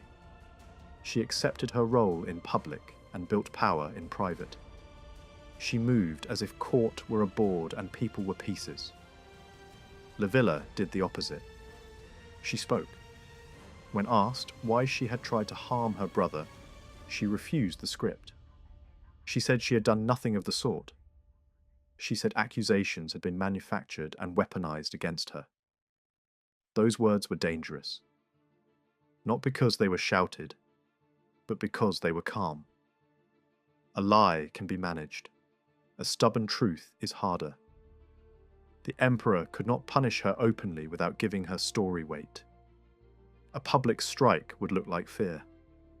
So the pressure came from a different direction, through his wife, a woman with the kind of influence that does not require official titles. A social gathering was arranged with the precision of a trap. Livilla was placed in a room with a well-known intellectual, a man who could be turned into a rumour simply by proximity. The meeting itself was dull and harmless. The accusation that followed was neither. The next day, she was named as an adulteress. It did not matter how absurd it sounded. At court, plausibility is optional. The goal is not justice. The goal is isolation. The claim did what it was meant to do. It marked her as tainted, gave people an excuse to step away, and offered the regime a clean reason to remove her without admitting what they truly feared. Her husband did not defend her. Silence was safer. Her sister did not defend her either. Ambition rarely wastes itself on sympathy. By autumn, the decision had been made. She was sent back to the island. This time, exile was not presented as a temporary punishment, not a lesson, not a period of reflection. It was designed as an ending. The terms were harsher.